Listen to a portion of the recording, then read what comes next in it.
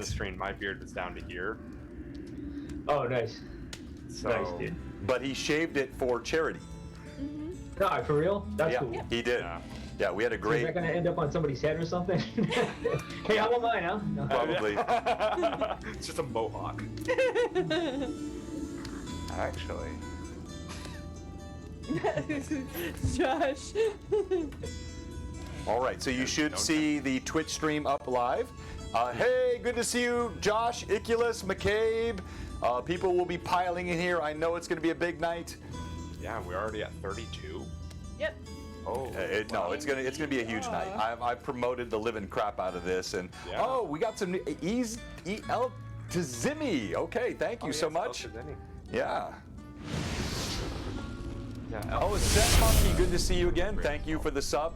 By the way, for all of our Tailspire execs, I do interact with the chat quite a bit. So we're going to be asking them for comments tonight and questions. But I also recognize them when they pop in there and say nice things or do nice things for us. That's part of our thing here at Blue Box. We like to really interact with the Twitch stream chatters. In fact, they have a moniker. Josh, why don't you tell our TS friends what the moniker is for the folks that are in our chat? Well, John, I'm thankful that you asked, because the name for our chat, the group, the party, the guild that is our chatters are called the Mad Chatters, because they are insane. So, you know, a little bit of a hearkening to Alice in Wonderland there. We have the Mad Chatters here at Blue Box, and you will hear ridiculous punnery all through the chat tonight. These folks are so much fun, and it's a big part of what we do. And there we go. Josh is slightly low. I feel like I am the only one that's super. Let me check all the mic audio. Let me double check my. Let me turn mine down a little bit. Let me turn everybody else up. Zoom is up as high as it can go. And we'll work with that. And then, of course, you will. There we go. You figured it out? You turned down. Nope, never mind. That was my output. That didn't what I did. And then you will also recognize that gorgeous Tailspire theme music that's playing in the background. I love what you guys have done. And with that said, here we go. Kicking off. Loremaster's Arcanum 36. You are now not just heard, you are seen, my friends. Hello, everyone. I am so pumped. All right, so I am joined tonight by the amazing folks from Tailspire Bouncy Rock. Bouncy Rock, I want to talk about that and where that comes from, because that is super cool and harkens back to days of yore for me as well. But I want to introduce each of these folks and then also talk about the technology, the tool. We're going to show many things with the tool today, and we are so excited to have them with us. So, if I could, thank you, Freestyle, all the follows, all the subs. The viewer count is swelling as it will all night. And I'm going to let Johnny, and so Johnny and Chris are both in Norway tonight. They are, it's midnight. Like right now it's actually 12:02 their time.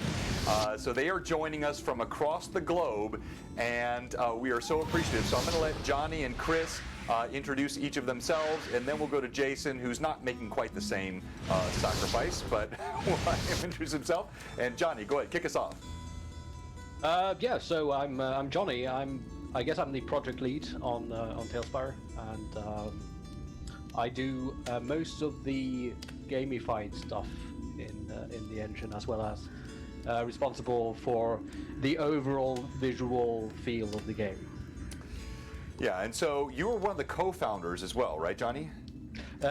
Yes, we're technically all basically in that park of having founded, but Jason and I started Bounce Rock way back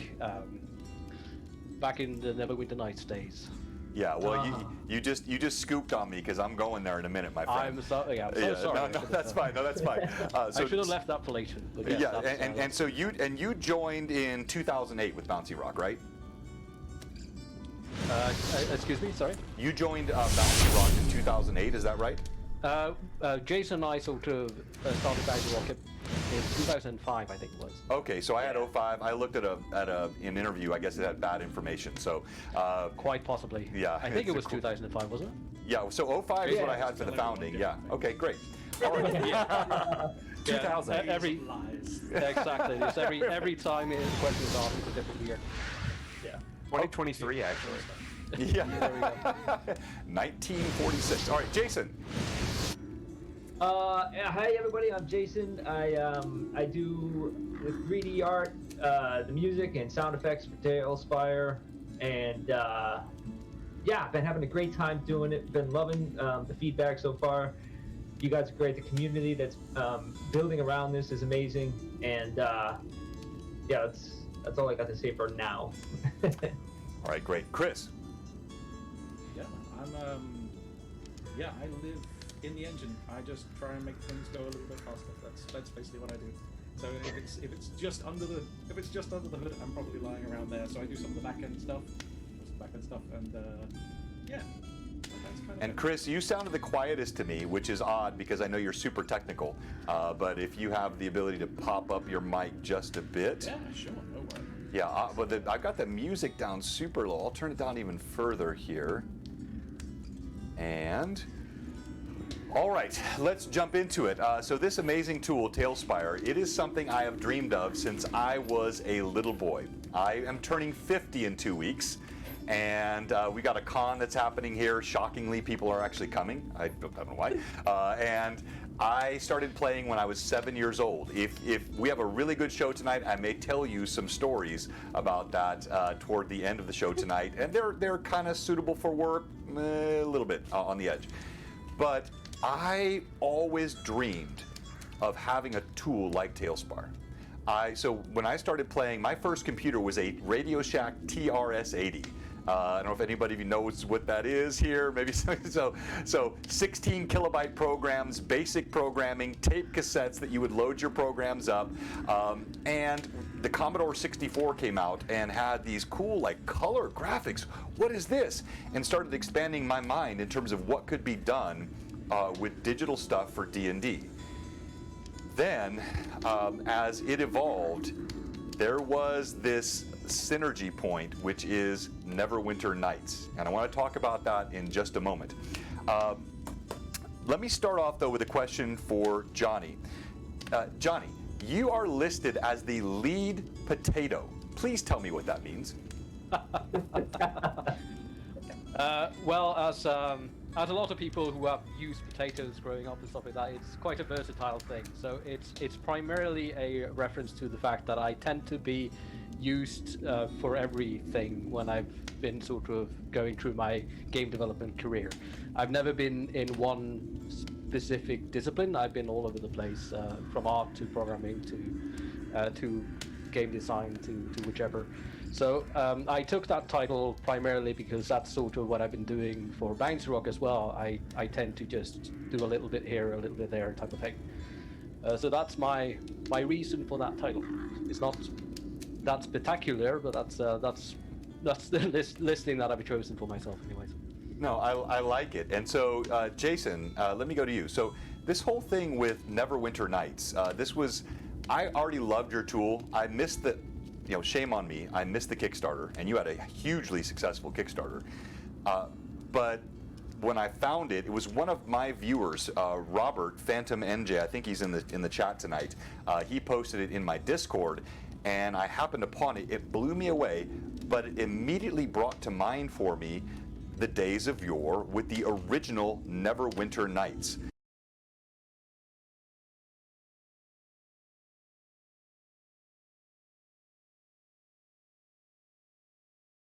Okay, let me switch it. Hang on here, sorry. I'll pull this back up. So I like Neverwinter Nights 2, I think, was with the Aurora Engine, but the original Neverwinter Nights, isometric, so much fun, persistent servers, and I played on those, as it sounds like you guys did as well. So tell me about being mods, Jason, for Neverwinter Nights. Okay. Well, in the original Neverwinter Nights, I think, in the original Neverwinter Nights, Johnny and I hadn't met yet, but I was creating modules for the original. I think Johnny, you were doing work for that, right? I mean, I remember seeing when you and I first met, you were doing some really cool kind of assassin outfits and stuff like that for it, right? Yeah, it was actually the original Neverwinter Nights was where I played most of my Persistent World stuff. Right. And I was already making armors and stuff like that for characters, and also getting into doing creatures and things like that. Modding through that. I'd also it was the original Neverwinter Nights that was the Aurora Engine. The Neverwinter Nights 2 was a modified version of the Aurora Engine. Ah, okay. Just Electron. Just like technical. I think it was called the Electron Engine, if I recall correctly. Yeah, the Neverwinter Nights 2 one, right? Yeah. So it was Electron, right? Right, Not I think so so. often we get to break out all the old knowledge. Yeah, because I had to. I've worked a lot with the Aurora Engine like since then. So it's just one of those I know quite a lot about now. So that's just had to put that in there. Well, but big fans of like Neverwinter Nights, man. And in fact, I still have. I don't know if you guys remember this, but I got this before the game was actually released. Oh! They had this source book, and it had it. And so what they would have in it is, hey, I was like, I don't know, I was a cook working in a kitchen at the time, and I was like, what the hell is this? And I was looking at code, and I'm like, huh? And I was like, well, okay, is that how am I going to get things to work in this? And so like I owe this game most of my technical upbringing is because that's when my computer couldn't run it. I didn't know how to code, so I had to learn how to build computers. I had to learn how to, I bought a C book, a book on C, because this is actually the Neverwinter script is actually heavily based on the C program language. But and those were magical days, man. When the Neverwinter Nights engine kicked, because I mean, you could actually build your own adventures, something that, the Infinity Engine games like Baldur's Gate 2, Icewind Dale, those kinds of things, they were amazing. And in fact, I would argue that those were more immersive in some respect for a single player experience. I would say that those games were more immersive than Neverwinter Nights. But when you got into Persistent Worlds and everything, forget it. It opened up a whole new world for people, and being able to develop things like that, not just modules, but I never delved into Persistent Worlds myself, but I was definitely playing around with modules and stuff like that. We didn't really go heavy into it and form Bouncy Rock until Neverwinter Nights 2, but Neverwinter Nights was definitely kind of like where all of this stems from, essentially, Well, no, which again, that's when my geek meter went off the. So I want Chris to be able to respond, but when I got into Neverwinter Nights, I liked the sort of single player experience. The campaigns were fun, the storyline was fun. But when I discovered Persistent Worlds, and I'm going to throw one out. I don't know if anybody ever played in this world. I fiddled with a few of them. There was one called Vives, Vives. I played in Vives for like 3 years, and that was the first time I ever, as a DM, went into an online source. We would Skype for audio, but I could move the avatars around. I could create weather effects. I could drop in text effects, and my mind was blown. It was the closest thing to tabletop D&D I had ever done virtually. Chris? I'm actually from kind of a bit before and a bit after the Neverwinter Nights stuff. Johnny and I used to make little games together, terrible stuff, in Dark Basic when I was like 14, 15, I guess. And I remember the first time he mentioned the name Bouncy Rock. I was like, oh, that's a really cool name, and like we're just nattering it because we were just talking on Skype. And yeah, then we went off and did different things, and then it's like a good few years ago we met up again, and that's how I ended up coming to Norway and things like that. But it was so yeah, I came in just before all that, and then was brought back into this kind of crazy story arc a little bit later. So I missed the Neverwinter Nights thing, unfortunately. So Chris, now are you the lead developer? Is that correct? I guess so. Yeah. Okay. Oh no, it's okay. You can. It's not hubris. You can say it. So I think it's do we have that written down anywhere? I don't know. Lead programmer.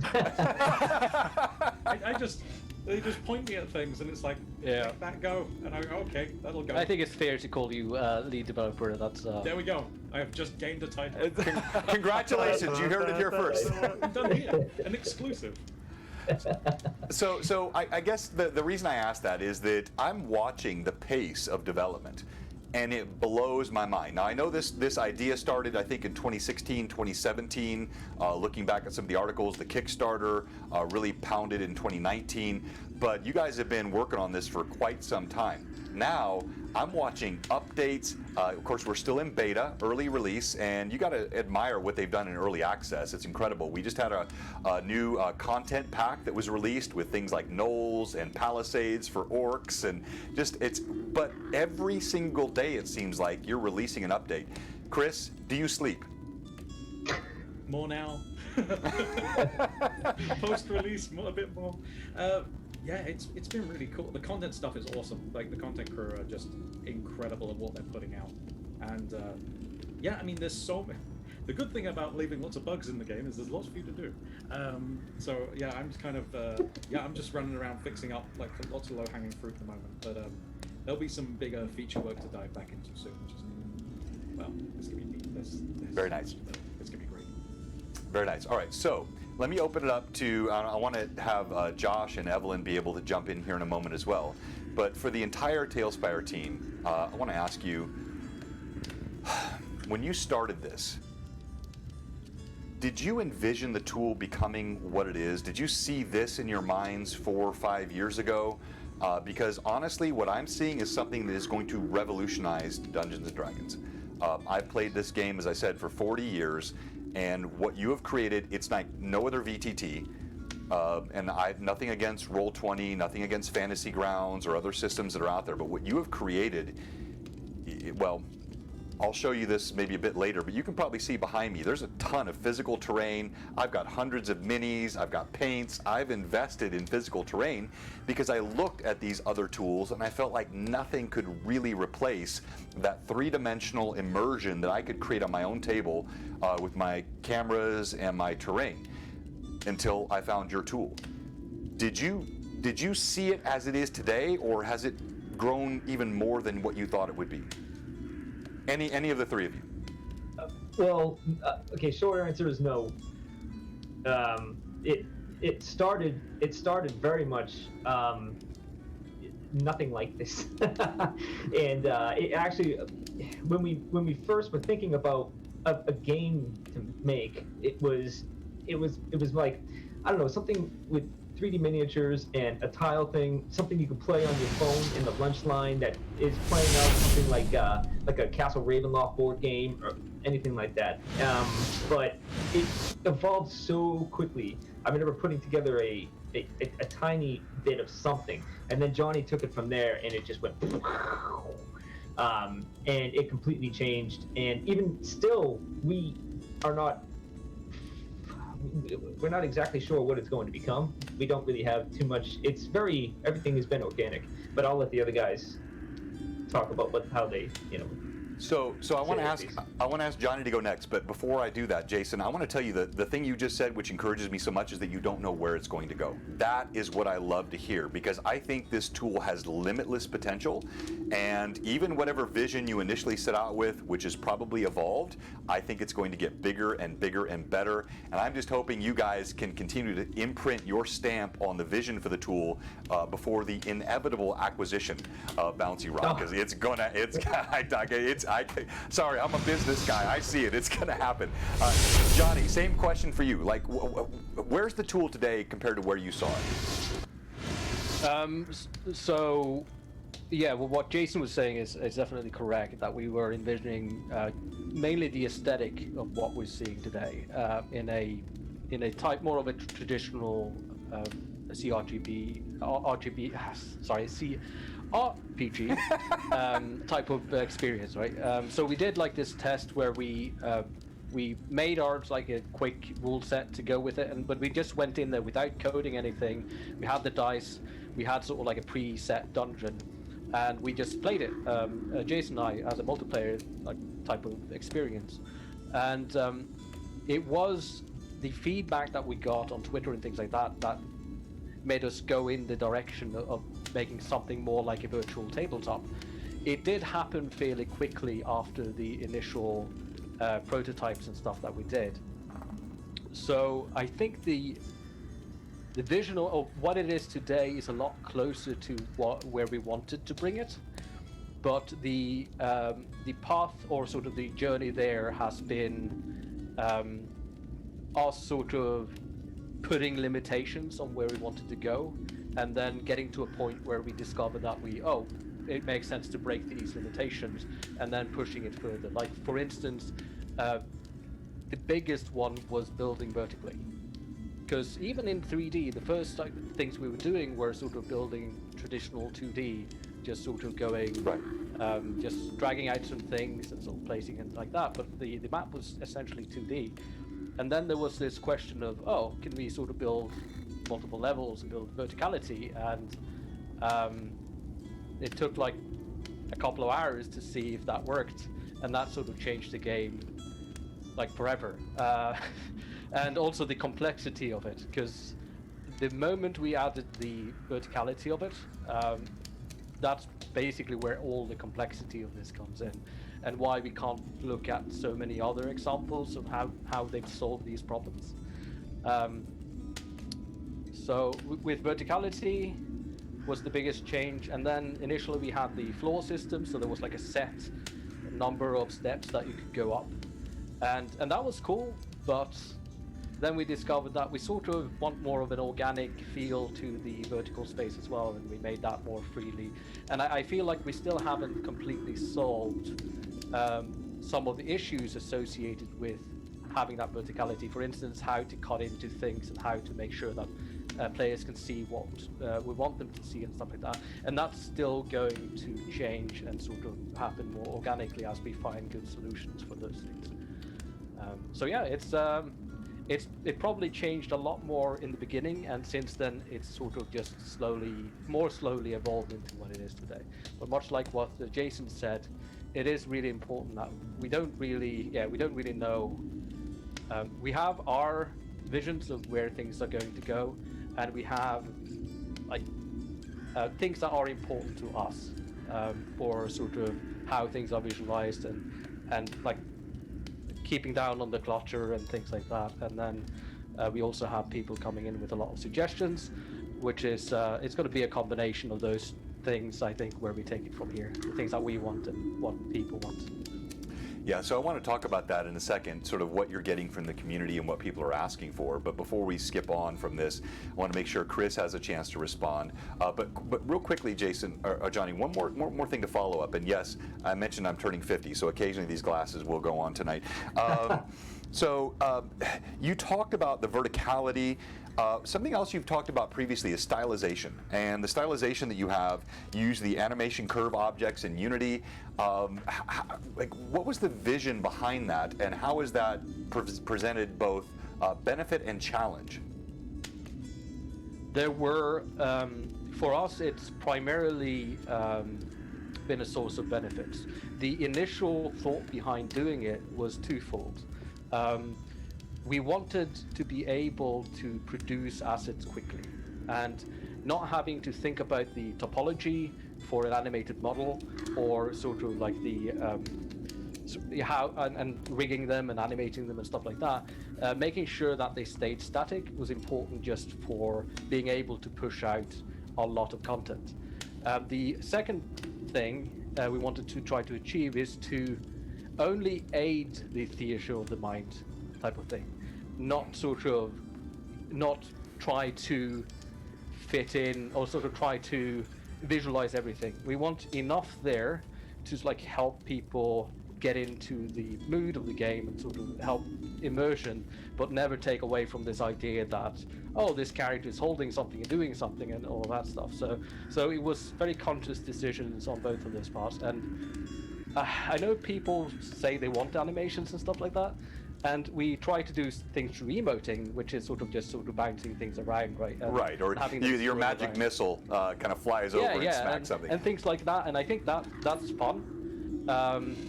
But I personally, I can't say that there's been any like challenges associated with that. It feels like it's just been beneficial for us personally.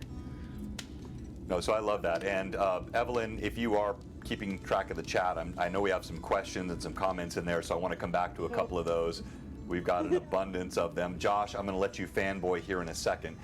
Chris, anything else you wanted to add to what Jason and Johnny just said with regard to sort of the evolution of the tool from what you originally expected, the Unity engine, all that? Yeah, I mean, one of the big things for us is that obviously we know where the game is right now, and we know how people are using it, but to a certain degree. But we don't talk about it as a tool. It's always a game, and you're focusing on the experience and the fact that this is about people telling stories. So like the fact that it started with a very simple experiment and then playtesting it to see where the fun was, that's kind of key. So we know it's VTT, but we don't talk about it like that. The goal isn't what's the best tool, the goal is experience. And so it's really cool seeing where we are, and it's really cool seeing a lot of the things like, oh yeah, we've said we're going to do this, and it's starting to work. But to be honest, I can just see all the things we're going to be able to do when we get like the terrain system in, when we get the tinting in, when we get all these kind of things together. It's like, and when we get more of the performance out of it, so some of the bigger boards are like, I mean, that's where I would be thinking is kind of like of that kind of stuff. But I just, yeah, I love this, a place for people to tell stories. So Chris, I'll just say it's not starting to work, it is frickin' working, man. It is incredible. I'm seeing it on multiple streams, and I told Jason this, getting me to use a virtual tabletop, which I think is really a misnomer for what you guys have created. It can be used as a VTT. To me, it's a digital representation of a physical tabletop. I do it right here in the room. I've got a monitor up above, but for me, again, it's like a Celtics fan putting on a Lakers jersey. I've done so much with physical paint and minis and terrain, and if you're looking at our chat, we've got people on the chat tonight like Art of Mike Disney. He's an incredible mini painter. I have miniatures from people like Atris, like things like this. This is, just wickedly gorgeous miniatures, and I have all the more money than I'll say invested in the Miniature Building Authority stuff behind me. But that's why I just never felt like anything could compare until your tool is going to rock the D&D world. I'm telling you. And we're right at 100 viewers tonight, which is really high for us on a Tuesday, or Wednesday rather. And so thank you so much. Now, Jason, or Johnny rather, one thing you said was this idea of not replacing theater of mind. Yes. That is everything that I talk about. So I'm going to unleash Josh now, who I know is literally shaking over there. Josh, I want you to talk about Tailspire, but if you don't mind, do me the favor of talking about how I feel and you feel. We both talk about theater of mind.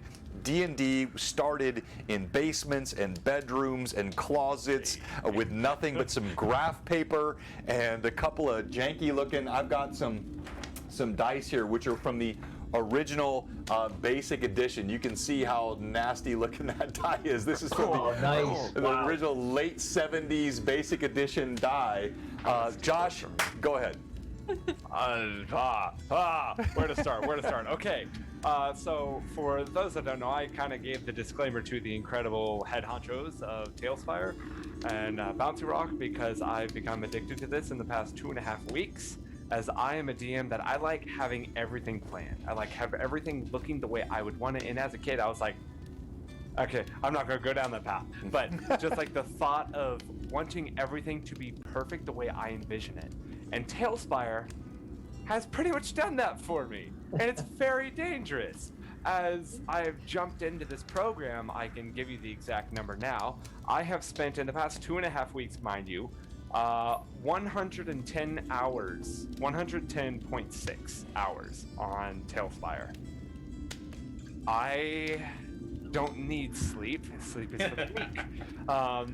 But literally, I've spent so much time in this because I've wanted to get everything down to the centimeter, everything down to just the perfect decimal. But the thing that I have run into that I realized is that I've started to rely too heavily on Tailspire because it's too perfect, and that's the problem. Is that they've thought of everything down to the this isn't my brown nose. This isn't me trying to suck up to anyone. This is me truly believing how incredible this software is. But it's also at the end of the day about theater of the mind, because as a voice actor and all that, it is such a cool experience to be able to say, you move into the room. The torches alight 3 on each side, spaced 5 feet apart. Their light glinting against the stonework that seems to be slick and wet. Even though the room behind you was bright with torchlight, in here it seems like everything deafens and darkens as you hear the light, deep chanting in the room beyond. And then you can click a simple button and there it is. Not only are you as the player seeing that in your mind, you're able to flip that over to those that have TaleSpire and show something where you use an atmosphere block to completely change what's going on in that room. Priorly, you had, like I said, that beautiful room full of torchlight. But stepping into this next one, everything darkens like dark magic, or you could literally do a darkness spell. Exactly. So are you guys seeing the scene I have up right now? This is I used this last night, which is a whole other subject when it comes to the Tales Tavern. That's nice. There's such gorgeous stuff that you as a DM can borrow from creators, and this is what I love. The community. So look, the tool itself is like $25. Insanely affordable, great value, and then you have content creators, and they've created communities where you can just grab slabs and boards and pop them into your stuff, make some modifications, and things that would cost you. Look, I'm a Dwarven Forge fan, but like a Dwarven Forge castle, that could be $2,500 easily. Yep. To have that. And I can go and I can create something. Look at how freaking awesome this is. I've got my lighting thing here. If you see this, I love the highlight that you guys have. And I've got the imp and I've got the lightning. And it just makes these amazing scenes that you can bring to life. Now, to the theater of mind, I am 100% with Josh. So, for example, last night when they walked in this room, and a lot of times I just do it extemporarily ad hoc, but I did pre-write this, so I'll read it again. You creep silently into a vast stone cavern, shimmering with blue and white lightning coruscating across the walls and crackling to your left. You make out several indolent orcs that stand atop these wooden parapets carelessly on those platforms. Many have crossbows. One holds a staff in his hand while idly scratching his nether regions with the other hand. They don't seem to have noticed you despite the cacophony of noise you made outside. And Brim, your attention is seized as you look over to your right shoulder and you see a most macabre scene.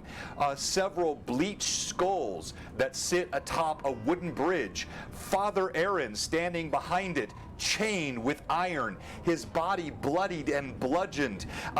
He has his arms and legs bound with thick iron chains. His head lolls listlessly to the side while he drools out of his tongue. So to me, TaleSpire creates these amazing visuals that match your theater of mind. So I'm Wait, just don't thinking stop. that What are you doing? we could have saved a lot of money on development just by packaging these guys. These guys into a computer program, because there's a lot of you that are making all this code. No, it's absolutely incredible. Josh, anything else you wanted to say? I didn't mean to like steal the show, but I got so excited with what you said. That's all I've got. I've got TaleSpire up over here, and I'm just fanboying over here. Like, No, we're all just geeking out on this thing. I'm through the roof. No, I am too, man. I am too. If you don't love this, you don't love D&D. All right, so Evelyn, before I go back to the TaleSpire folks, are there some questions in the chat we should talk about? Well, there's been a few questions, and I've been trying to track them as best as possible. Guys, make sure to proceed your questions with questions so that I can spot them quickly, because there's lots of chat happening right now. I don't. Yeah, so the first question actually came in a little while ago. It was from Rory. Mr. Gimbal, will there be an ability to look up? I find myself wanting to look up as a player.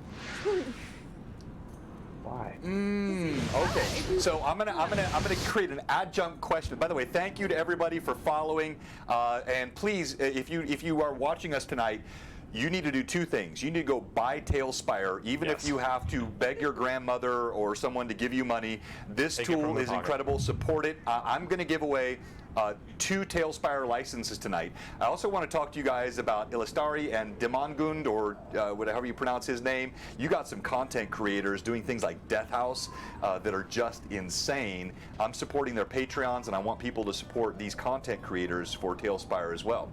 So we're going to do some giveaways tonight. I'll also give away a Blue Box mug. These things are super cool, and yes, they do in fact make your coffee taste better. And so we'll do all of those here as we get on in the stream in just a moment. So the question, again, Evelyn, is? Will there be an ability to look up? I find myself wanting to look up as a player. Right. We're still working on the... Oh, sorry, Jace, you go for it. Well, I was just going to say, right now, if you wanted to, you could go into photo mode, but that's not really gameplay. Yeah. If you needed to look up, like if you wanted to angle your camera, there's free camera movement inside of photo mode, but there is no actual gameplay that takes place during that. It's really just to take pretty pictures of whatever you build. Sorry, Chris, go ahead. Yeah, it's cool. I was just going to say, it's not on the immediate plan. We're not done with the controls. But we're trying to fight against... We don't want a completely free camera, for example. It just doesn't feel right when you actually get it in-game. So it's... I don't know. It's something we can... We'll fight it, but we'll see where it goes. All right, so if I could, and I told everyone, this is the one thing I will not do. I'm not going to ambush you guys with development requests and things on your roadmap, although I was blown away you have a Trello board up, and I don't know if that's still up. It's been so abandoned. Okay, good. I kind of thought so I won't show it tonight because I looked at it, I'm like, oh, this is cool. They got a Trello dev board. This doesn't look like it's updated, so I won't show it tonight. But I think what I would love to see is a DM. And this, probably my use case is a little bit rare. So I have 2 different use cases. One, my Sunday campaigns, I have all my players in the room. And so when I have all my players in the room, I'm using all these minis and physical terrain, but then I will also pull TaleSpire up on this monitor I have here. So this works so well for me. It's basically truly a virtual tabletop. It's not people logging in. They don't control their minis. I control the views. So as a DM, I can really create these gorgeous custom scenes. I'm going to show you guys one I did last week that I think you're going to love. But then on my Tuesday night streams, I have all remote players. And my remote players have the ability to scroll up, look around, see more. And so is it possible for virtual tabletop that you could have a lock view where the players can only see physically what their miniatures would be able to see? So if you follow me, like height, and so as a DM, I don't have to worry about someone going off and seeing something they shouldn't see. So there's a couple of... Do you mind, Johnny, do you mind if I roll with that one for a second? Sure. Yeah, there's a couple of parts to that. The first one would be, if you're getting into the eyes of your character, you start running into the same problems as you do when you're trying to replace theater of the mind. Like, if you're trying to represent too much with the abstraction, it's always going to be deficient in some way. What it sounds like is you need better ways for kind of wrangling your crew.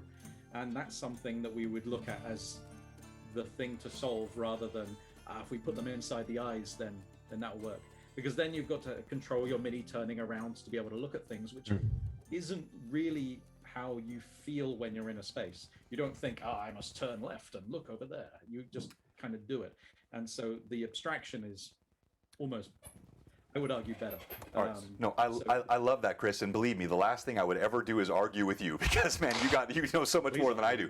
But what I was thinking is, you don't have to lock in the periphery, so they could do a full 360 Exorcist, head turning all the way around.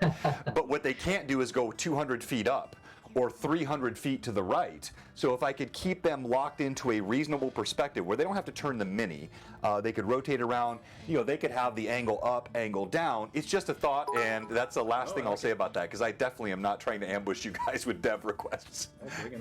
Yeah, the thing that I would answer to that is something that I would love to personally experiment with, because there has been some requests. Is also, whenever I've been playing it myself, I find myself that there could be situations where it would be beneficial to just maybe allow players to go a certain distance from their miniature only, and also being able to potentially control the height of the card plane, which is the green diamond, Exactly. from the Dungeon Master. So there is no promises as to that. None asked. But it's definitely something that I've felt and want to experiment with.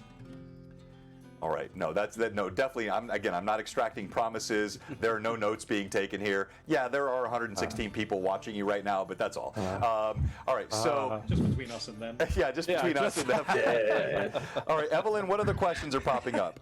Okay, the next question, and there were two kind of like this, so I'll read both of them at the same time because they kind of relate to each other. But they were from Iculus and Roger. Iculus being, can we potentially see STL or other 3D print file import? You knew that was coming. You knew that was have coming. More character models at our disposal. And then Roger asked, is the future plan to be able to modify characters to be more like the player minis? So, related questions. All right, so I know you guys have Tailweaver coming, and of course that was one of my questions here, and this is probably a bit loaded, so I don't expect you to say too much. But Hero Forge, of course, integration is asked about quite often. So what can you guys tell us about custom STLs, custom minis, Hero Forge, Tailweaver? What's that look like for the future? Any of you? Yes. So yeah, the Hero Forge thing. What we've said publicly is that we're talking with Hero Forge, and that's where we're going to leave it for now, I think.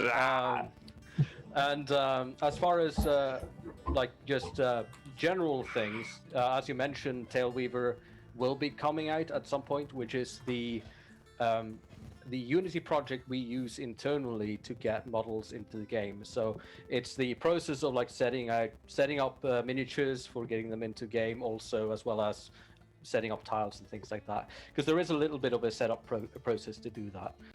As far as sort of STL support, the biggest problem with STLs is that they tend to be uncolored and they tend to be quite polygon dense, so they're not particularly good for games. Mm-hmm. You could certainly get them in there once Tailweaver is out, but what we recommend people do is gamifying the mesh a little bit and also texturing them. So people who have a little bit of knowledge about those things should be able to get models and things into the game pretty easily with Tailweaver once that's out.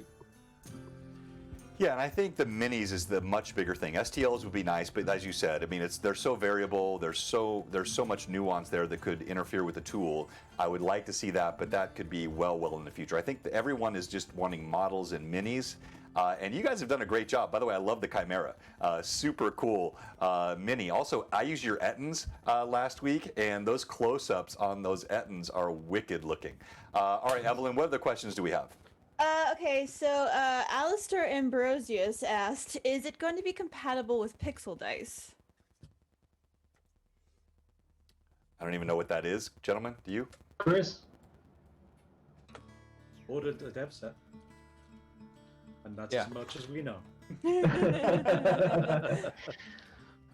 Just to touch on the previous question about the customization and stuff like that, there is also a Kickstarter stretch goal that we reached to create a mini creator similar to something like Hero Force, not nearly as robust, but something that people will have an option inside of TaleSpire to create and customize their own miniatures. So.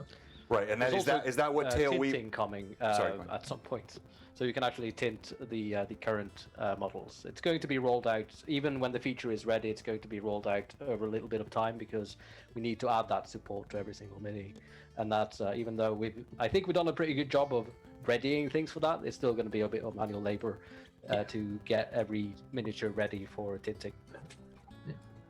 Well, no, I love that. And by the way, I'm still angry at you for your amazing accents. It's so frustrating. I sound banal and tepid compared to how cool so John, you just need to rewatch the stream a couple times and practice.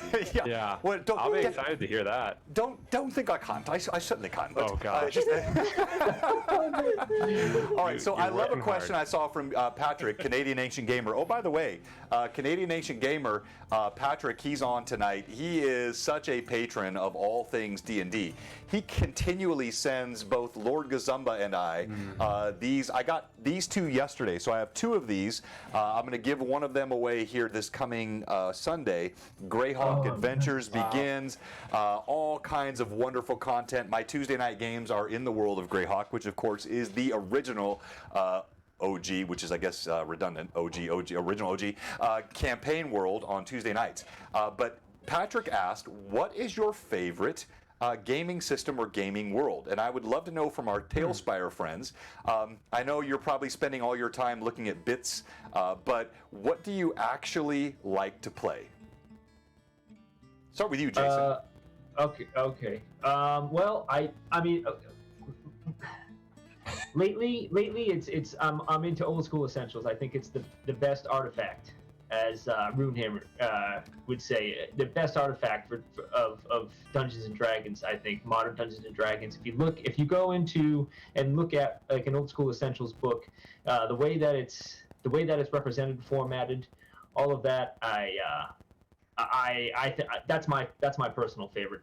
And kind of, the old school Renaissance. I don't know if the OSR, the stuff that's coming. It's like there's a resurgence.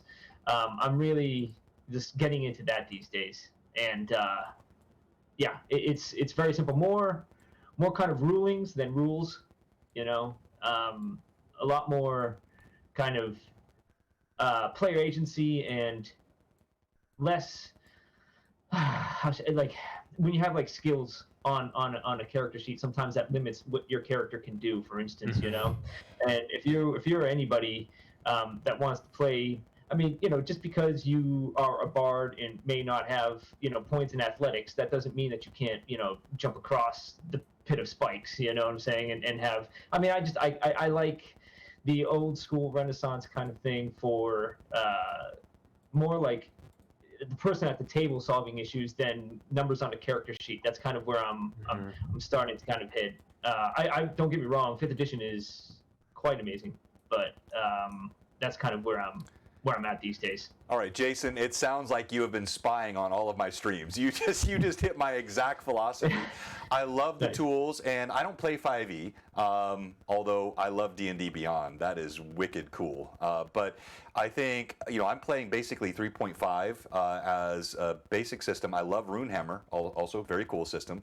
And then I use a lot of 1e, 2e rules, but ultimately, to me, the rules should fade to the background. It's about the role-play experience, it's about the storytelling, it's about the dynamics and the fun, and hopefully I've just not said something that Johnny and Chris disagree with, and now they're going to feel awkward when they answer the question. But Chris, why don't you go next? Oh, well. So I totally disagree. Sorry. No.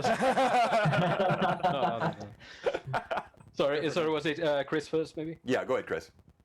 Sure. I'm the black sheep in all this because I actually don't play really any role-playing games. Gosh, I knew you were going to say that, Chris. I knew it. I know. I'm in this for the stories and for making stuff.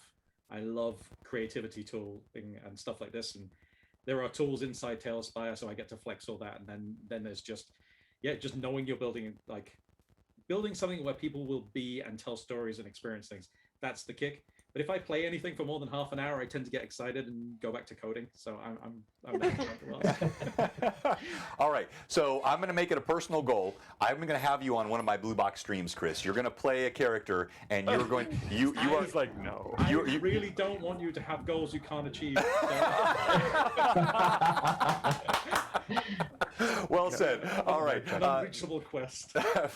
I'll say when we play, when the group plays personally, and like when we're testing out TaleSpire and stuff like that, Chris is usually like he has this figurine of the peasant, and we call him Steve, and he just creeps around and follows the group around, but like stays in the bushes, just so he can see if we run into any bugs or anything like that. Yeah, he's really just there for development purposes.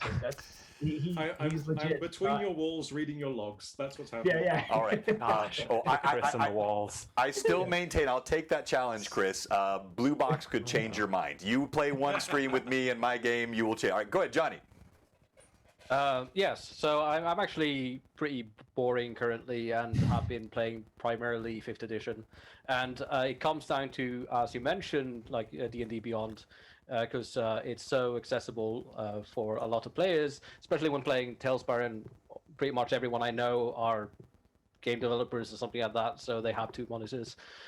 So that's been the biggest reason for that. I've also joined Jason in some experimenting with more the old school Renaissance, as he was mentioning. We played Five Torches Deep. Five Torches Deep for a while there, and I'm also looking forward to playing Old School's Essentials. But you did ask for my favorite. I did. And I think that actually is a game that I haven't played in quite a while, but I'm looking to pick up again. And it's not a medieval fantasy one, which is Eden Chronicles. Oh, okay. It was the first ever pen and paper role-playing game that I played, and also one that I keep coming back to. It's an old Swedish role-playing game. Well, We gotta play that then. all right. So Yeah. I guess I can't tell you your answer was wrong. No, we can. It's just be really messed up. So no, I think those are all great, and it just shows the breadth of gaming experience that we have here with the TaleSpire crew. I'm going to take this back to D&D for a second. So we talked a lot about editions. Let's talk about Game World. So have any of you ever played?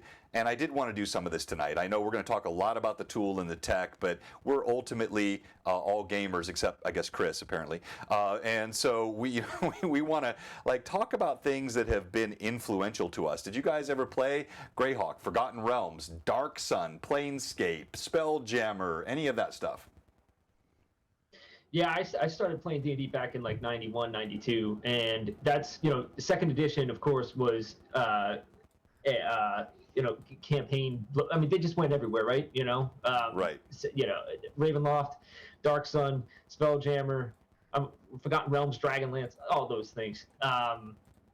Yeah. I mean, I remember my friend having the Ravenloft box set. I think it was actually for Castle Forlorn, and ever since that was probably one of my favorite settings. But yeah, man, yeah, all of those things. Yeah, we dabbled in a bit of all of them, I would say, back when I was, a teenager, and then cut out for a while. I think like so many other people, you start off in your teens and you cut out for a while, and then when you get a little older and start, life starts to calm down a bit, you kind of want to rekindle some of that. So that's, I would say, I think 5 years ago I started getting back into it, but I took a long break, Nice.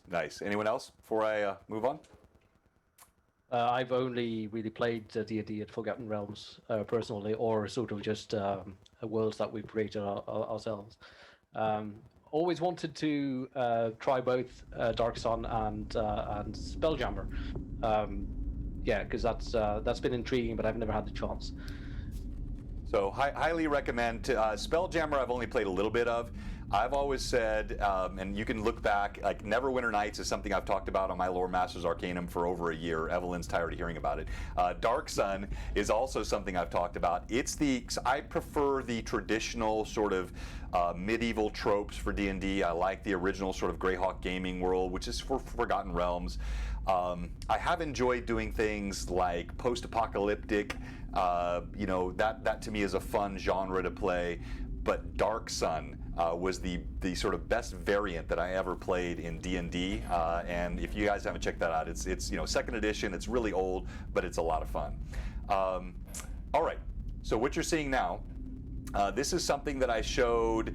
This actually happened over a period of 2 weeks. So if you're looking at your screen, this is just an example of something much more intimate that you can do with TaleSpire. So obviously TaleSpire can create these gorgeous, broad, panoramic visuals, entire cities, forests, mountain ranges, deserts, just enormous land, but you can also create very intimate views.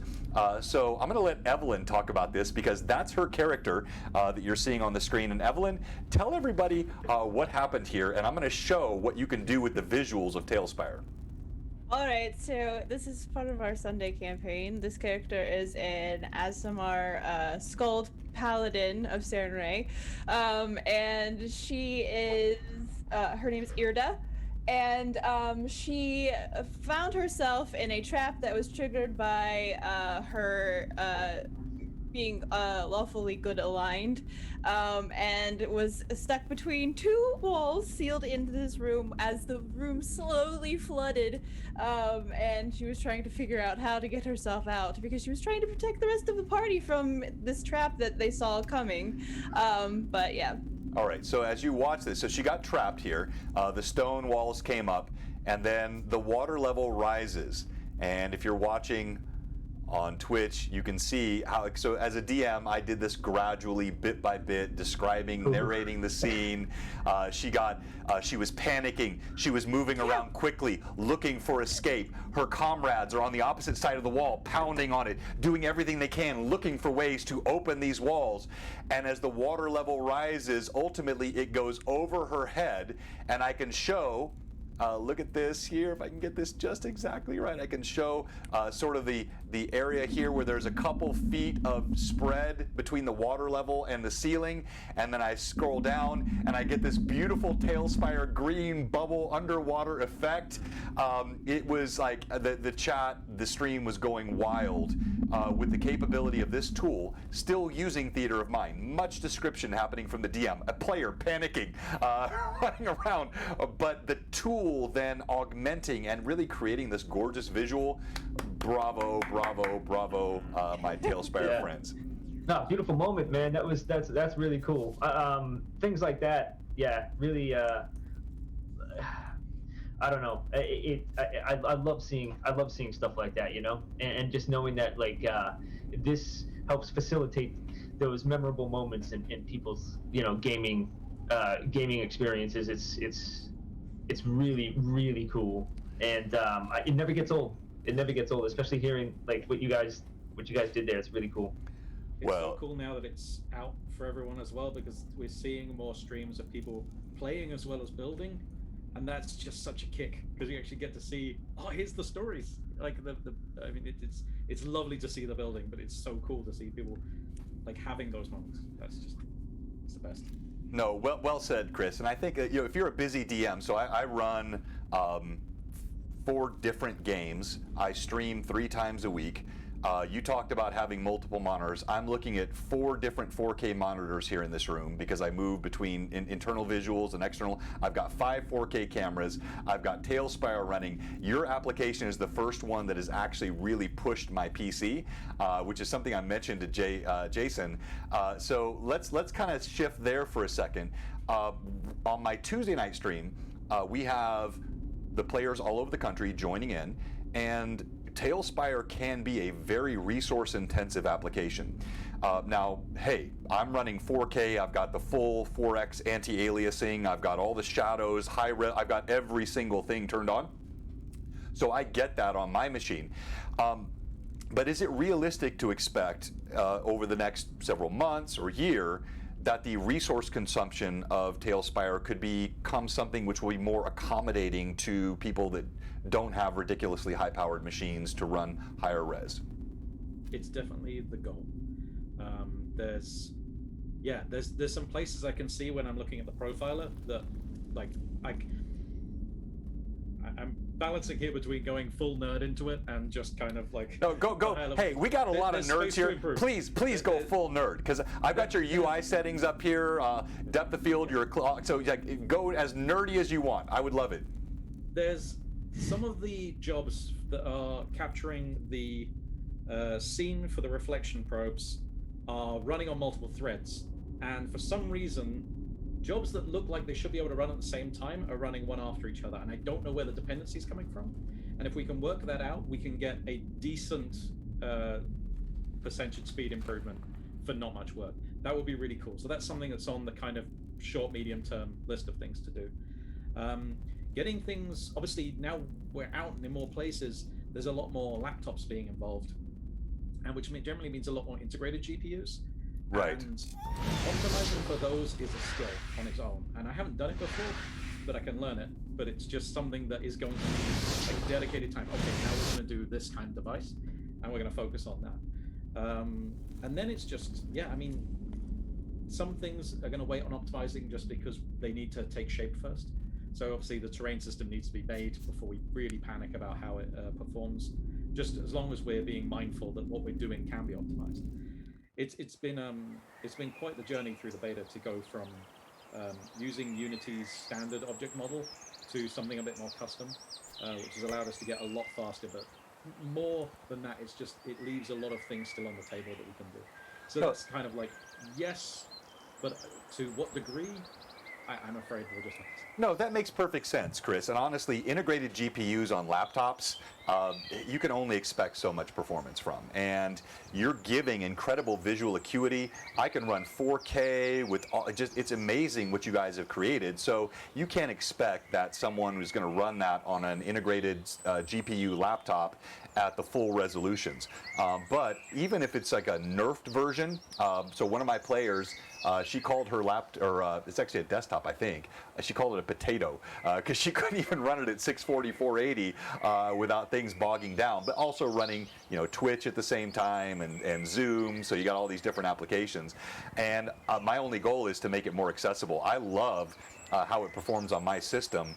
It is gorgeous here, but I just know accessibility is something that's going to really help you guys expand your user base. Oh, for sure. I mean, I'd like to be able to run it. Johnny, Jason, anything you want to say on that? I mean, no. Okay, yeah, no. I'm sorry. If I'm gonna, yeah, that's Chris's wheelhouse, man. Optimization and everything like that. I don't want to like. We might do culling. Oh yeah, we've got some. Yeah, there's some occlusion culling stuff that we could definitely do. The dynamic occlusion culling. There's some techniques we just can't use that some games are able to do because obviously anyone can build and change anything at any time.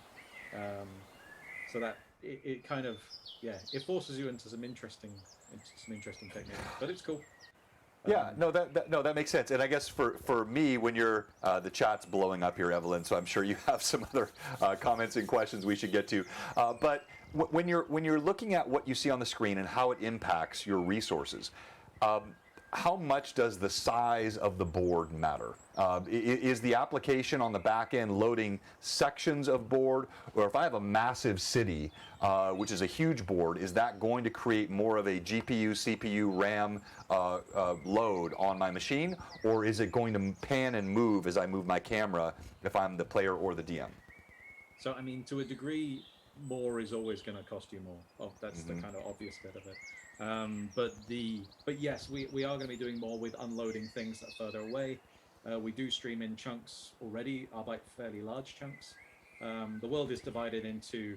Now I'm going to be able to forget the size of the actual regions, but there's a larger size of block that we sync down from the servers, and then everything's divided into 16 by 16 by 16 unit chunks called zones. And we do all of our operations are done on the zone level pretty much once it's runtime. So yeah, we can unload and we can do a lot more there. We definitely cull things based on zones first and then individually. And I have to shout out because someone in the chat was saying it's never going to run in the M1. I don't see why that would be the case. I mean, that's a really capable. I actually want to shout out as well. Intel's latest integrated stuff is crazy good. It's really impressive what they're doing. But yeah. The main thing with the Apple stuff is just keeping an eye on what they're doing and seeing how Unity supports it, especially when it comes to their job system, because we rely very heavily on being able to compile down to the kind of compiling down to SIMD code basically to those intrinsics. So if that means something to them, great. If not. Yeah, we're waiting to see what the support's going to be like.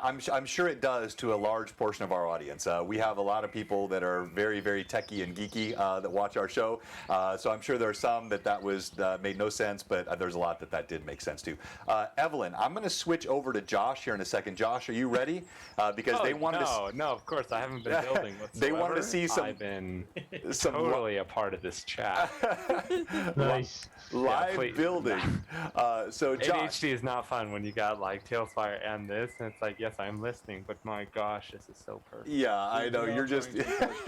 All right, so Josh, no. So for everybody, if you haven't seen this before, it's a little bit of a demo here for any of our viewers. As a DM, you have your boards, and this is part of what I love about the tool. If you're watching on the Twitch stream, I like what I can do with my gaming board here, and in fact, I think I can pull this up. I've referenced it a couple times here. So this is one of my 4K cams, and I've got a game board here. I've got a table that rotates. You can see some Dwarven Forge materials there. Let me up my lighting here in the room. All the paints, which are looking at me balefully right now, wondering what I'm doing with this virtual system. And then all the terrain and houses and minis and castles and trees and all of this stuff, which I still absolutely love to death. But guess what happens when I now have players, which on one of my campaigns are 10th level, and they have access to teleport. Utterly sandboxy, right? So I think I know what they're going to do, but if I have a table set up and I think this is where they're going to be, I don't want them to feel railroaded, right? I don't want them to think, oh, they have to stay here because the DM put this really cool board together. And this is my limitation when running with my physical terrain. So what I'm doing a lot with TaleSpire now is I have the ability to, and I'm sorry, I've got that transition happening every time. I had it turned off before, but it's boom. All right. So I now with TaleSpire, if they're in this forest, I can just quickly click a button and put them in a mountain path. That would take me so much longer to do on my board. I've got these goblins here that are chilling by the fireside, and let's get them on a nice night scene instantaneously. Now I have a new scene which makes my players, back to theater of mind, back to the openness of the game, imagination, creativity. TaleSpire gives me the flexibility, and this is probably the number one thing I love about the tool, is to be able to move scene to scene to scene. Oh, now you're in a city. I've got this cool Leapstad city here. I don't know why there's a Yeti there. I think somebody dropped that in. But this is a game changer for DMs that want to have tools which augment the theater of mind, but don't limit you to physically how quickly you can presto changeo your table. Does that make sense? So you're really selling me on this TaleSpire thing. Right? Whatever this is, honestly, John, you've got me. I want to buy it now. Well, all right. If you have not bought it, you don't know, because it is absolutely amazing. All right, so Josh, I'm going to exit out of here, so I'll show everybody how to do this. So I'm going to go to the main menu, and in the main menu, I am going to go to the Children of Dirt, which is Josh's TaleSpire instance. So now I'm joining into the one he's running off his instance locally. He's made me a GM, so I have the ability to move my cam and do whatever I want. And he's got this really cool desert scene. And I hope all my friends, this temple is, look at these balustrades that he's created. They are just absolutely incredible. Let's go into this temple here. And Not when much you, in there. yeah, that's okay though. It's what I like is I think a lot of these TaleSpire builds, they need to be a bit bigger in space, because your camera can get really caught up if you don't have the right amount of space to be able to show. So I love your temple here because it's big. I can scroll. I can pan around. I've got these pews inside, the doors to the tents outside. It is absolutely gorgeous, Josh. And so as I continue to talk to my TaleSpire friends, I'm going to scroll back out and I'm going to let you build, and everybody on the stream can watch Josh as he's building. No pressure, Josh. No pressure. Live here in TaleSpire. And I'm going to drop my exposure back down because I turned it up inside the temple. There we go. That's a little easier for you to see. All right, and Yeah, move over to those side buildings. This is where I'm mainly building for the royalty district. I got it. Thank you very much. All right. Yeah, so this is where all my time is gone. But John, take the stream as I'm just going to geek more. All right, so I've got to tell, hey, Art, Mike Disney. Mike Disney does amazing paints and minis, and I feel like I am he who doth protest too much. I am not abandoning my minis, my painters, my physical terrain. I am using this amazing tool to augment that physical experience, and I'm still supporting all of my sponsors. I use the dice on the tool, but I also have my physical. I got dice trays and dice and all kinds of cool physical stuff, and you don't have to choose between one or the other. if you like that stuff, you can still use TaleSpire to make your game broader, more dynamic, but also to keep with some of those old school physical things that you might like. All right, Evelyn, I'm sure I've missed many questions. Welcome to the Chatter Dome. That's right. Go ahead, Evelyn. Oh, there's a list. All right, go ahead. Small list.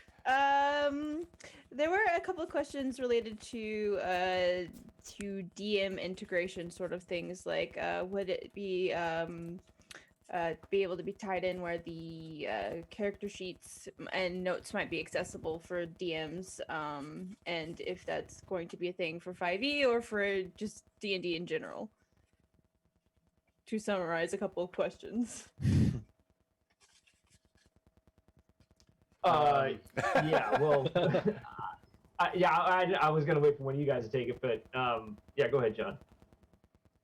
Oh, you were throwing it over to me. Yeah, I'll throw it over to you, man. Yeah, so we don't have. There is a stretch goal on Kickstarter about rule integration. That is something that we haven't quite. We don't know what that's going to look like yet, because it is still really important to us to keep the aesthetic of TaleSpire and keep it sort of really clean. But we do also want the ability to bring in some rules when it makes sense, and but we haven't quite had the ability to experiment with that and sort of prototype anything yet. And it is primarily going to be on Chris to implement it, at least, and then we'll probably have a lot of talks about sort of what we would want to do there, and also see what people might want to bring in. So at the moment, there's no like specific plans as to bringing in any official sort of support for character sheets or anything like that. Yeah. Anyone else? All right. So I think mean, that's. I say that the main thing to us is that we don't like. We know we don't want to replicate paper. Paper's really good at being paper. It's had lots of practice. Somebody write that quote down. Paper's really good at being paper. I like that. And it's like what it. I mean, I know this is like we're singing praises of TaleSpire and stuff like this, which is really nice. But honest to God, it does not matter. What matters is your stories, and whatever is helping you tell your stories, that's what you should be. It doesn't matter if it's Roll20 or it's TaleSpire, whatever the hell it is. It's important that it's okay. It's something that knows what it is. And so for us, we're more likely to draw inspiration from games in the kind of UI that is, or at least that's where my head is right now. For things to do with like stats and character creation and things like this, than to try and replicate paper. The folks who do that really well, of course, is Tabletop Simulator. They know exactly what they're doing, and they do it like they just go for it. It's awesome. So yeah, respect to them. Well, look, Chris, you seem almost a bit sheepish about the amount of praise that we're heaping on TaleSpire. I don't know what you thought was going to happen when I brought you guys on tonight, but this is genuine. We're just going to criticize. Yeah. I'm gonna ambush you. Where's your dev pipeline? Your roadmap is not moving quick enough. Oh my God. No, I just think the tool, as I said, it's a tool I've waited for all my life. It is absolutely freaking incredible. So Josh is building, and as Josh is building, Evelyn, another question. Actually, we had another one from Rory. He was asking about Fog of War, and he said, will a type of Fog of War and different vision types be able to be used? All right, so let me jump in real quick. So they have released a call it an alpha version of Fog of War. They had so many disclaimers, Chris. I read your blog. It was like, it's Fog of War, but not really, not really, and not quite yet. But it was it was very humble. But they're definitely working on it, and right now, what you can do is hide volumes. And I watched Josh with his stream last night on Tuesday. He did a lot of volume hiding, which can work, but that's a little bit clunky. Fog of War is ideal. So I would like any of, Chris, Jason, Johnny, tell us really where you see Fog of War at today, and when do you think it will be something that a DM can really employ in a way that is facile, convenient, and moves quickly in the game? So there's, as I see it personally at least, there's two problems here. There's one that our current implementation of hide volumes isn't ideal. So we need to work a bunch on actually making those work in a way that people expect it to. It's the tooling on the hide volumes need a lot of work, and also how they just interact with the board. As far as the Fog of War stuff goes, it's doing three-dimensional Fog of War is incredibly difficult. And we don't have any examples that I know of about people sort of doing that sort of stuff. So the current implementation is very much an experiment. And we want to get that to a point where we can see how people might use it, and also what some of the obvious problems are, and see if we can find a better solution to both visualize and calculate the Fog of War. All right. So yeah, the reason why the current one has so many disclaimers is because it is our most recent stab at trying to implement it. The way it's implemented is really technically fun, but it's sort of, we need to figure out how that's going to actually be used on the table, and currently it's an experiment. I don't know if Chris wants to add anything. Well, just real quickly before Chris, because I hope my characterization of those disclaimers was in no way dickish. I was not being critical. No, yes. No, absolutely. Yeah, I'm sorry okay. if I made you feel like that was the impression I got. No, but that's. Okay, go ahead, Chris. Seeing as Johnny brought up the hide volumes, we can say that we're going to be adding filters to those soon. So you'll be able to say, oh, only hide props in this one, or only hide creatures and things like this. So it'll add a bit more flexibility with some of that stuff. We'll start there because that's a nice, easy-ish thing to add, and then we can go with it. Yeah, the Fog of War is interesting. When you really go for the 3D stuff, like properly, like when you say, oh yeah, the Fog of War is going to be 3D as well, the complexity goes up, because like, so if you take one of these zones, tiny region, 16 by 16 tiles, if that's 2D, that's what, 256 tiles? Right. As soon as it's 3D, it's 4096. So like the rate at which things increase and the amount of processing you have to do goes up real fast as soon as you make something a volume.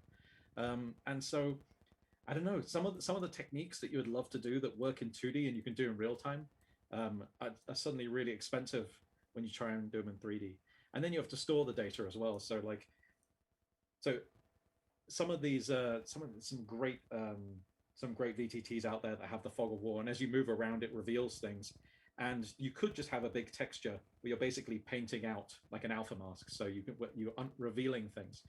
But if you're going to do that for boards that are meant to be multiple kilometers across, that's a lot of data all of a sudden, and you've got to store that. And even if you say, okay, we're going to make Tailspire peer-to-peer, you still have to ship that data from your computer to someone else's computer, so it can't be gigs, like it has to be something and packed down, and it makes for a really fun technical problem. But it's I would love to know what the final answer is going to be, because it's going to be a fun one finding it. Well, I am confident you will figure it out, and I think that's a good point, because just thinking through basic technology we use every day, Zoom as an example. My Zoom is not having to process 6 different feeds right now. All those feeds are going up into the Zoom cloud, and it's pushing one set of video out to my application. You can't do that with Tailspire, because you're giving the players the individual ability to move minis and change views. So the processing has to be happening on each of those client machines. Am I saying that correctly? Yeah, I mean, you could. So specifically the Fog of War, one of the things you could do is say, okay, I'm only going to handle the Fog of War updates, like computation for my mini. And then I will pack that data down really small, and as small as you can get it, and then send that across the network. And so everyone's basically responsible for updating their own fogs. That's something you could do. Right. I didn't, because of time.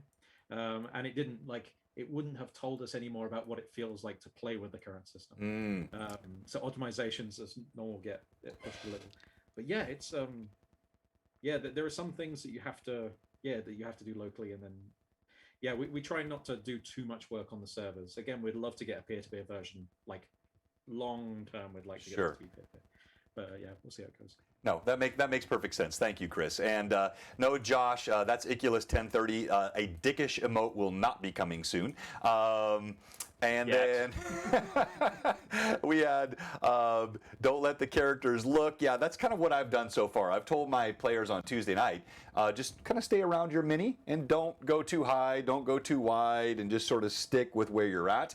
And it's kind of an honor system, and it's workable, especially if you've got players that want that immersion and they want to enjoy the game. They're not going to game the system by roaming around and looking at things that they shouldn't look at. All right, Evelyn, what else? Hey, Cowboy Hob, good to see you. They call me Tim. So many folks in the chat. Evelyn, we should probably go ahead and kick off our first giveaway.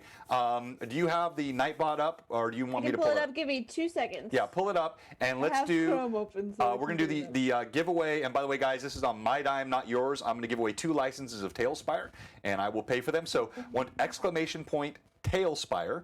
Make sure people know how to spell it. That will be the giveaway command tonight. We'll do 2 of those. Plus, we'll do a mug. And man, we're still like hovering well over 100 viewers tonight on a Tuesday or Wednesday talks show. That's awesome.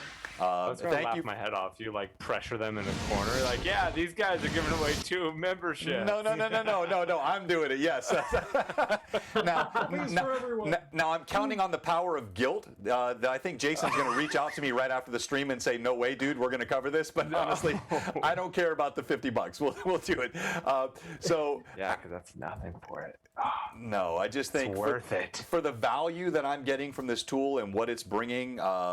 Look, guys, I know I just sound like a complete geek fanboy tonight, but it's because so good. it's because I am. It's so good. I just love this so much. All right, Evelyn, what other questions do we have? Okay, I have a few. Is there plans for a modern futuristic system for systems like World of Darkness or Shadowrun? I'm sorry, would you repeat that because I was busy booming and blowing up? Is there plans for a modern futuristic system for systems like World of Darkness or Shadowrun? System, not necessarily system assets. Yeah, we're going to be working on cyberpunk assets, futuristic, sci-fi kind of stuff. We will be doing that. That was a stretch goal that we hit. So that will be coming during early access. Again, any kind of systems or anything like that is going to have to be taken care of when we start developing the customizable rule set. And we'll have to see what kind of form that takes and how. Obviously, it's customizable, so it's going to be flexible. But just more news to come on actual systems and how that's going to play out in TaleSpire. Well, so look, if I can be just a bit selfish here, I think that's the right approach. Like the assets are the main thing. The ability for people to build it. Don't over focus on rule sets because, as you said, Chris, paper is really good at being paper, and people can run their rule sets and they can run their gaming systems as long as they have the assets, which include both the visual and maybe the sound sets. The audio. I don't know if you guys are familiar with Sirenscape at all. I use that tool as well. So there are other tools out there that can be. So like when I run my TaleSpire, I can have the TaleSpire audio running, and you guys have some great audio sets. I like what you've done. Oh, so good. Yeah, really good. But I can also have my Sirenscape in the background, and when you dispel magic or when you have a healing spell, I can do all of this with single button touches. So they can augment those assets. Building out gaming systems, licensing, and all that, that's a whole other beast. Yeah, I mean, whatever we would do would have to stay agnostic. So that's the rules. Yeah, it's going to be interesting to see what. I'm going to say this a lot. It's going to be interesting to see what this stuff ends up being. But yeah, we definitely will be doing something there. But none of that is meant to be like. You never want to be at the point where you're basically playing Excel. You don't want to be telling the computer. Right. So it's. Yep. No, well said. All right, Evelyn, I have some other questions, but do you have anything else from the chat I should address? Yes. Alistair Ambrosius asked, will we be able to have items automatically appear if a player rolls a high perception, like assign a perception value to some items or NPCs? Ooh, interesting. I think that would be a tricky one to keep like rule agnostic, just because of different systems doing this differently. So it's not something we've thought about. I think the ability to just quickly make those modifications so that maybe the ability to hide objects in different ways so that you can reveal them in a more easily is the way to go. And Chris mentioned doing filters on hide volumes and stuff like that for creatures and for props, and that might be one of the ways of doing that. But there might be more granular things that come around later. I like that. And by the way, Mechaform, I like calling out the occasional fun chat, wants to know if we can tell his or her boss that they need more time off to work on this software. Exactly. That's your story, right, Josh? Yep, pretty much. And almost late to work like 4 times. Okay, sorry. I honestly, I do feel like I am, the peddler on the corner, and I have given Josh the gateway drug.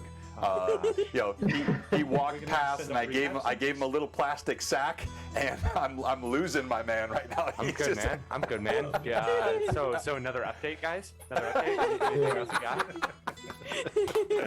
got? Okay. So we'll come back to the chat in a second. I know there's a lot more questions in there. Let me go to this question. I mentioned Sirenscape. You guys mentioned Fantasy Grounds. You got Roll20. But I'd like to ask, what other technology, and Josh, I'm going to pop back into your thing in a second. I was letting you kind of build this up for a second before I came back to it. What other technologies are out there that you're seeing in D&D that you look at and you think, oh, I like this, this is moving the game forward? Or maybe this is more a question for Chris, maybe it goes more deep technically, gaming engines, visualizations, just things that you also see out there besides this amazing tool that you like. Could I actually answer that one? Johnny. Because we look at very little as far as what other people are doing, because we have this thing that we want to create, and we're maneuvering this based on the feel, and also what the feedback we're getting, obviously. But it is very much supposed to feel like a video game first and a piece of software second. So everything, like doing stuff, building things, just navigating, all of that stuff, is supposed to feel really satisfying. And that is something that we'll be pushing even harder for, so that you feel like you're having fun, you feel like you're getting a nice sort of feedback from from just interacting with Tailspire. So, I mean, there are things that come around into sort of our radars that go, okay, that's pretty cool and things like that. But for the most part, we don't tend to look that much at what other people are doing. No, I like that answer. Anyone else? Anyone else want to contradict him? No, not contradict, but kind of just reinforce the fact that we're not out there to take bread off anybody else's table. We're not trying to steal competition away from anybody that's out there right now. We're really just trying to do our own thing. There's so many virtual tabletops out there right now that do things excellently, and that we're not interested in competing with people who just have that hammered down properly. And we are really out there trying to just make something that's fun for us to play in, and something that we're interested in. Yeah, this is how we want to play, basically, and that's our criteria. Yeah. Well, I'm just glad we're so well aligned in how I want to play. That's great. And so with that, that's also a very it's a politically correct answer, but it also feels genuine and authentic. I think that's how you guys feel, and that's even if you look at your pricing model, which I didn't have that question down here, but I've thought a lot about it. It's ridiculous how affordable you've made this tool. $25 one-time licensing, and I've read some things that you've written about it. And I'm going to switch back over here to Josh's, so you're going to get another, there we go, boom, no, not that one. I'm just building a fort, guys. There we go. All right, gotcha.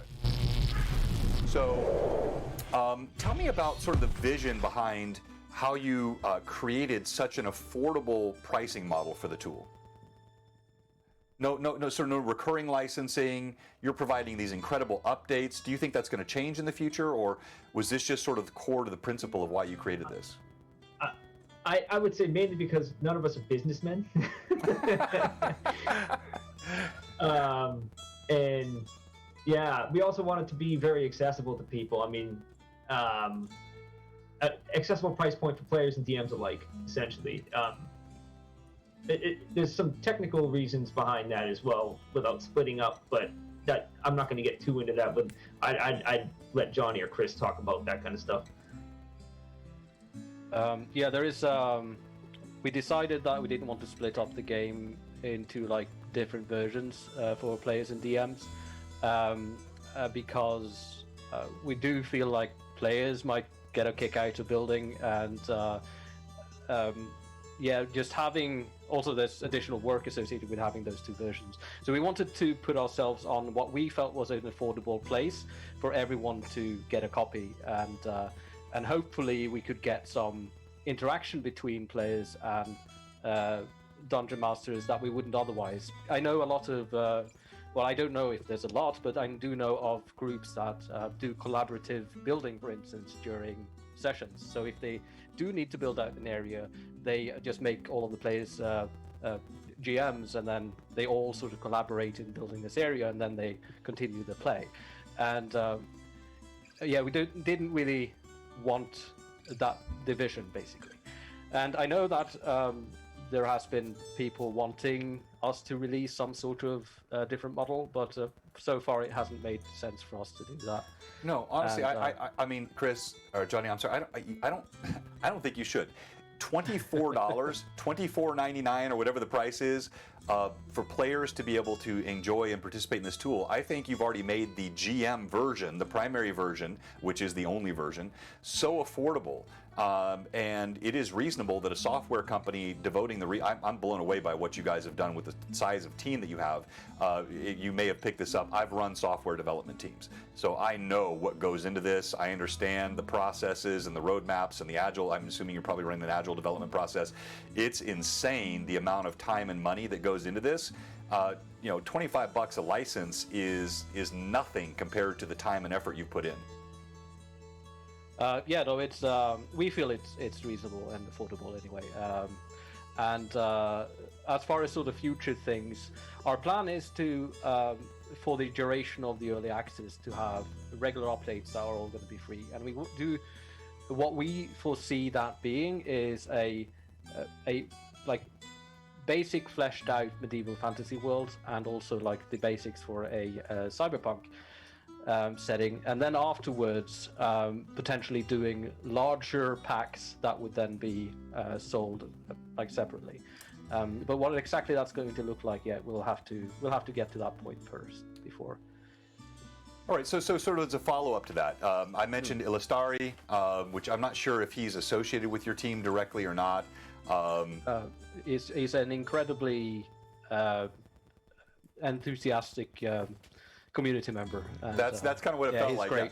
Yeah, he is great. And then you've got John Fuller, Demongund or Demongund, however you pronounce that, producing incredible stuff.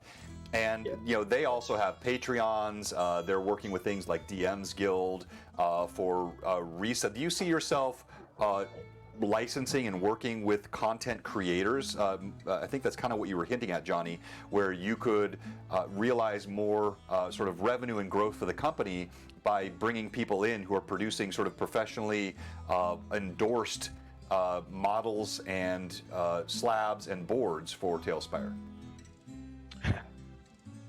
Yeah, so we haven't discussed this stuff fully internally yet.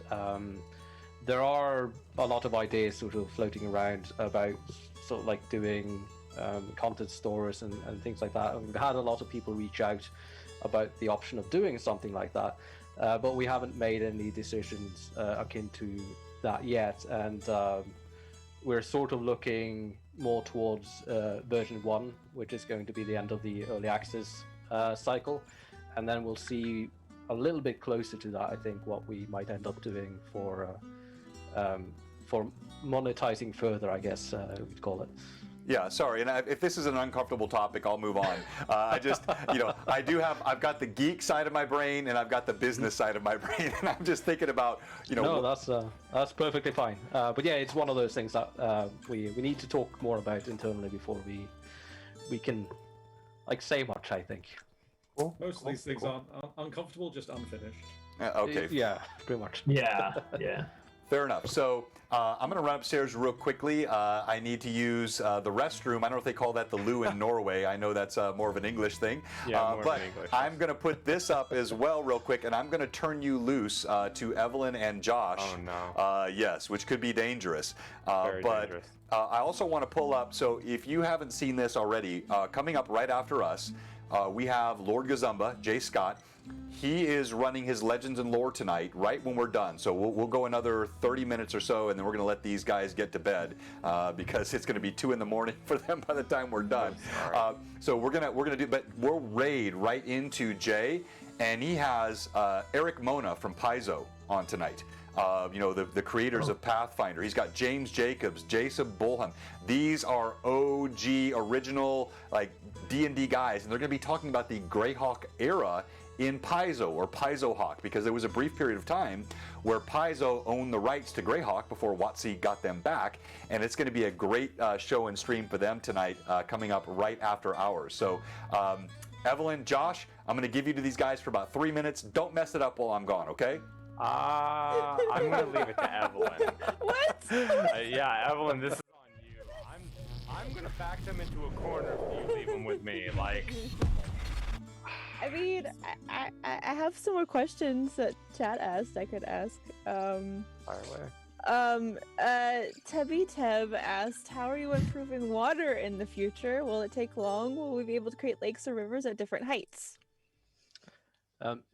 Yeah, we're looking into doing some more with water associated with the terrain system. And the terrain system doesn't currently have like a good timeline because we haven't started prototyping it yet, unfortunately. There will be, probably prior to that, added some more water plane types. I'm not entirely sure what that's going to be at the moment, but so you can, both above water and underwater will have at least maybe a couple of more appearances, I'm guessing, before the terrain system comes out. Okay. All right. Cold Steel Penguin asked, "Hi, any chance for a random generator for solo play?" That would be awesome.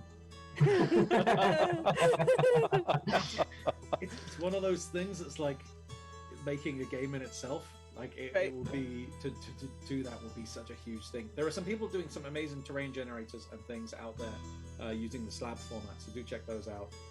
But yeah, solo play. Oh, Johnny, that's one for you.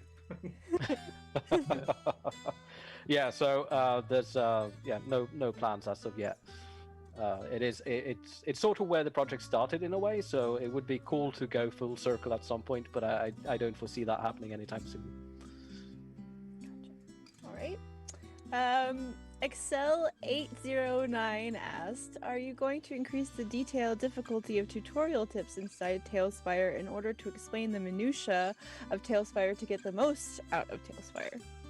Yes. Yeah, the tutorials are not done, and in fact, I got a list of things I still have to do.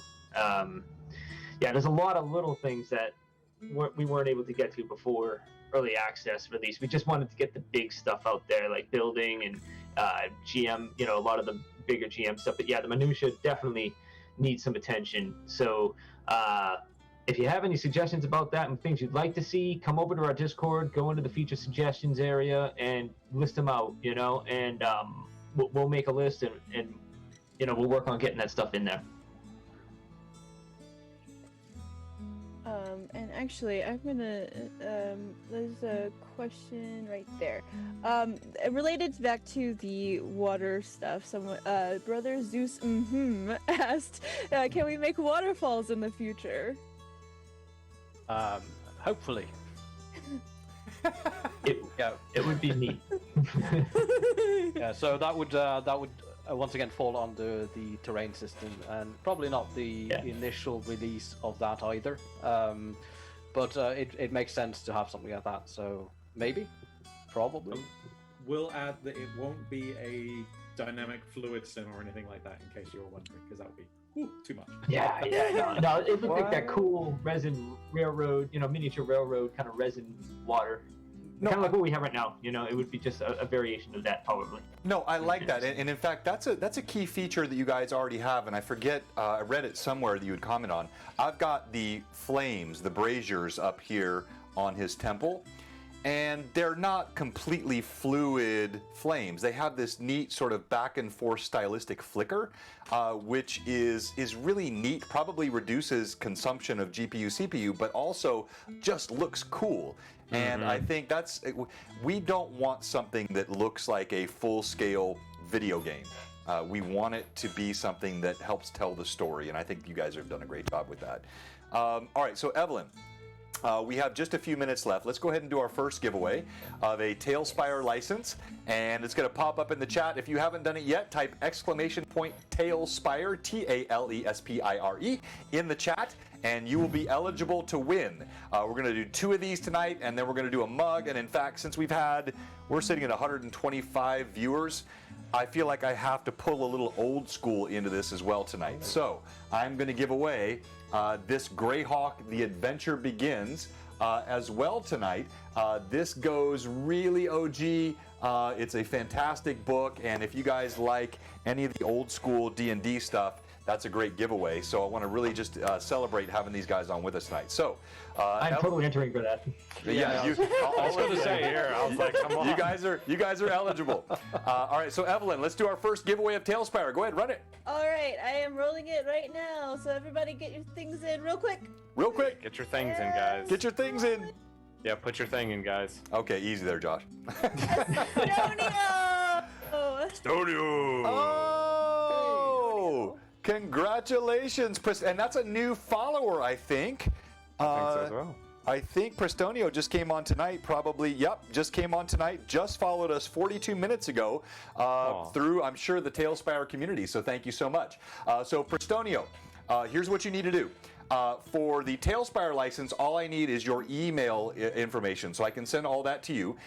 Evelyn's going to pop our Discord creds in the chat right now. If you go onto our Discord, it's not as active as the TaleSpire Discord, but it's pretty darn active. And you have role play that happens in there, text-based role play. All of our different streams have different chats. You have memes, fan art, minis and terrain, all kinds of fun stuff in that Discord. You join that Discord. Thank you so much for those follows, Emila and Tebeb, and I missed earlier Lagro67. So go into that Discord and send me a direct message with your email address, and I will make sure I get that license to you for TaleSpire. And we're going to do another one here in a second. So if you didn't win that one, everybody can type !TaleSpire again, and we're going to kick that off. Let me reset it real quick, and I'll let you know when you can start putting the. Sounds good. 1 second. She keeps me straight. Now, by the way, we're gonna baptize our TaleSpire execs in a blue box tradition. Which is, you know what's coming. You can enter now. Enter your keyword. There you go. All right.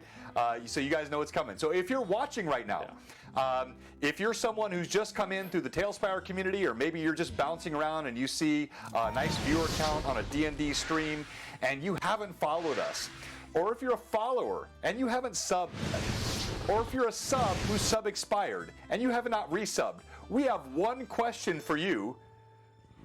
What are you doing? Come on, give us a follow, give us a sub here at Blue Box, and I am not mad at my TS guys for not knowing what that was. That's just for fun. Yeah, come on, guys, why didn't you join in? Gosh. And you see the chat blowing up with lots of "what are you doing?" All right, so Josh, you've made a lot of progress here with this.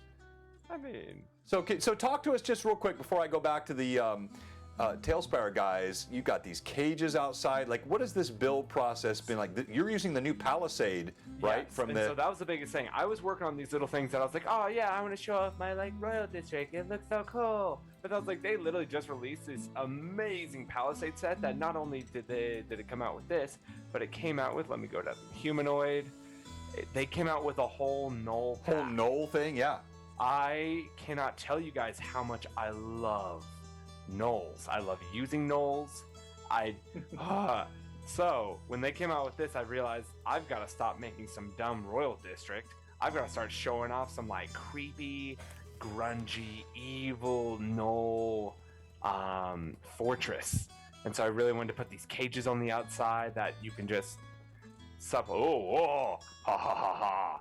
And then the red light. I was like, oh, what did I do? Sorry, What did I do? I'm messing with your board, Josh, but You're good.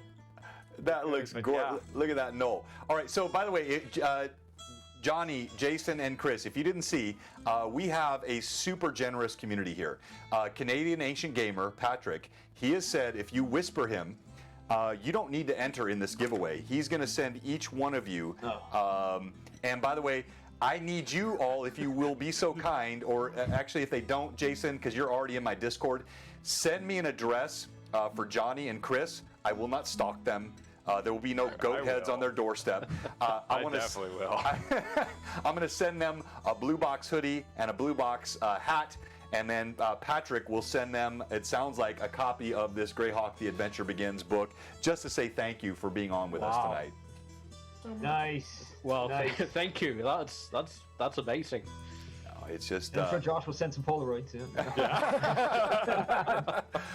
All right. So still time. pictures. We're gonna do another TaleSpire license giveaway. So type !TaleSpire. We'll give you a moment, and then we still have a mug and this Greyhawk Adventures Begins book in just a second.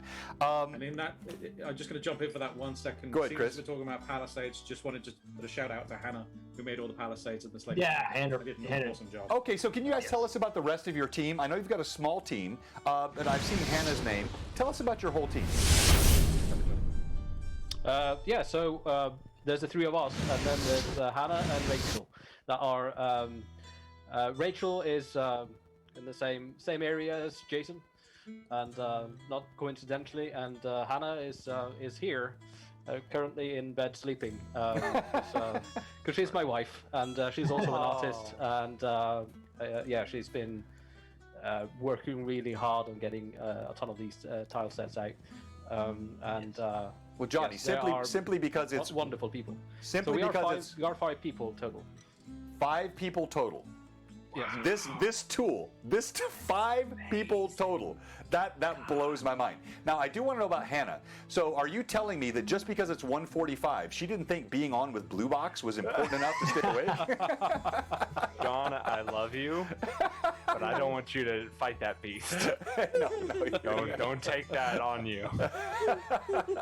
We're the noisy ones, so we turn up on things like this. All right, fair enough. Fair enough. I did ask her if she wanted to come on, and she declined, unfortunately. Okay. All right. So after you tell her what nice people we are, we're going to ask you to come back on again, and Hannah must be on. All right. I want to meet her. It'll actually I'll just let be her know. I'll let her know that you said that, and then. All right, and I'll tell you what. There'll be no pressuring of our team. That's right. This is I your did- podcast. No. I said with development initiatives. I did not say with spouses. So so I'll tell you what. If Johnny, if you have Hannah on, I'll bring my wife down here because she plays with me on Sundays, and we'll have a spousal stream here some point in the future. All right. No, that sounded wrong. I didn't mean it Yeah, I was like like, that. what a freaking weirdo. I was like, man, they're never coming back on. Gosh. Don't scare them away, John. Guys, I don't have a spouse, so you don't have to worry about it for me. You just live for the tiles. Okay. All right. So Josh, I'm going to go back to the TaleSpire team here for a couple of final questions, but I'm seeing this completed Palisade. You did this all during the stream. Anything else you'd like to say about sort of the maybe less fanboy, more mechanics, like how people can learn to do this? Because you've done a lot of amazing things here while I've watched you. If I'm a TaleSpire builder, how can I make something like this quickly? Honestly, it's if you're not going to go to the slabs and just grab something, not just go to the Tales Bazaar or the Tales Tavern and just grab a slab from there. If you're feeling like, man, I've got this one thing that's all right and it's kind of cool, but I wish I could have made it bigger, or I wish I could have put it elsewhere, they have all the tutorials to help you do that. But also, I literally just got rid of that whole floor because I'm able to cut it, paste it, change it, turn it, add it. Oh, I want it to be even bigger, or add it to another section so I'm not taking too much time here. I literally have just made triple the size of a fort. Same style, you just gotta delete a few squares, and it looks perfect together. No, that's what I've loved, because I've grabbed slabs, and you can pop slabs upon slabs upon slabs, and then you just do a copy paste, and you build much bigger views. It's just amazing how flexible you can be to create things. Because you've seen. Thank you so much. More followers. That guy Baldrax, Melbourne. So I'm guessing from Australia. So we absolutely love having immersion in our game. And so many times I'll have like a pan of the camera, and I want the horizon and the view, and I need that horizon to be long so I'm not seeing gray tiles. And that's exactly what you've done here. You've got this big view which can be very immersive in any angle you look at with this sort of desert terrain. You've got the wall here. That's so cool. And I didn't realize the doors open. What? Like, splitting down the middle. I thought it was another like swing out, and so just when I realized that, I was like, oh my gosh. No, Josh, come on, I showed you that last night. You saw that. I did? Yeah. Yes, yeah. I did. Of course I did. Yeah, of course you did. All right, Evelyn, before we do our next TaleSpire giveaway, other questions or comments that popped up in the chat? Not so far, though. People are speculating on the appearance of the Dino onesie because of the viewership tonight. So just so you know. Oh, nice. Oh, crud. I did.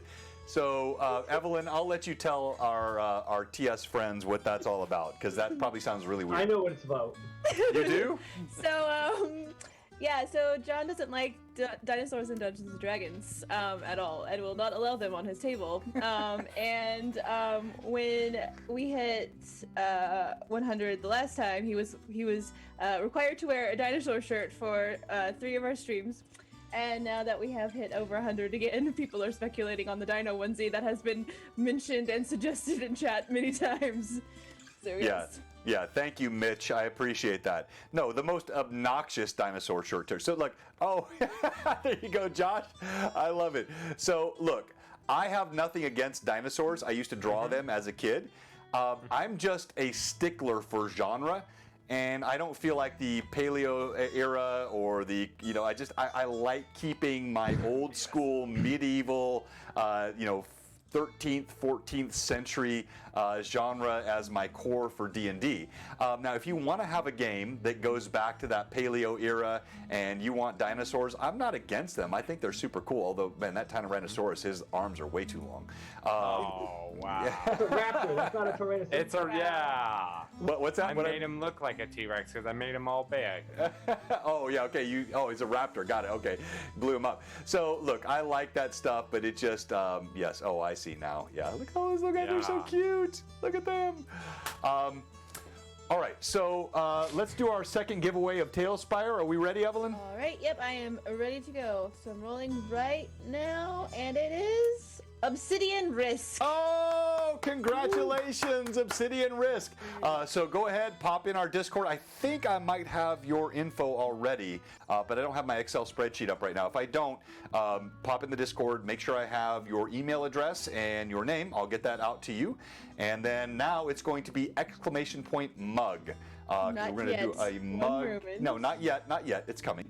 We're giving away a mug here tonight just because we're loving all the viewers and all the support. The keyword is in, so !mug to enter. !mug. All right, so what are my last questions for Johnny, Jason, and Chris?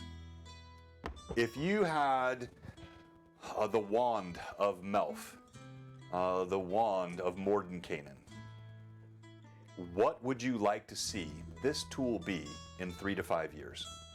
Like, give me your magic wand, biggest vision, biggest dream idea for TaleSpire.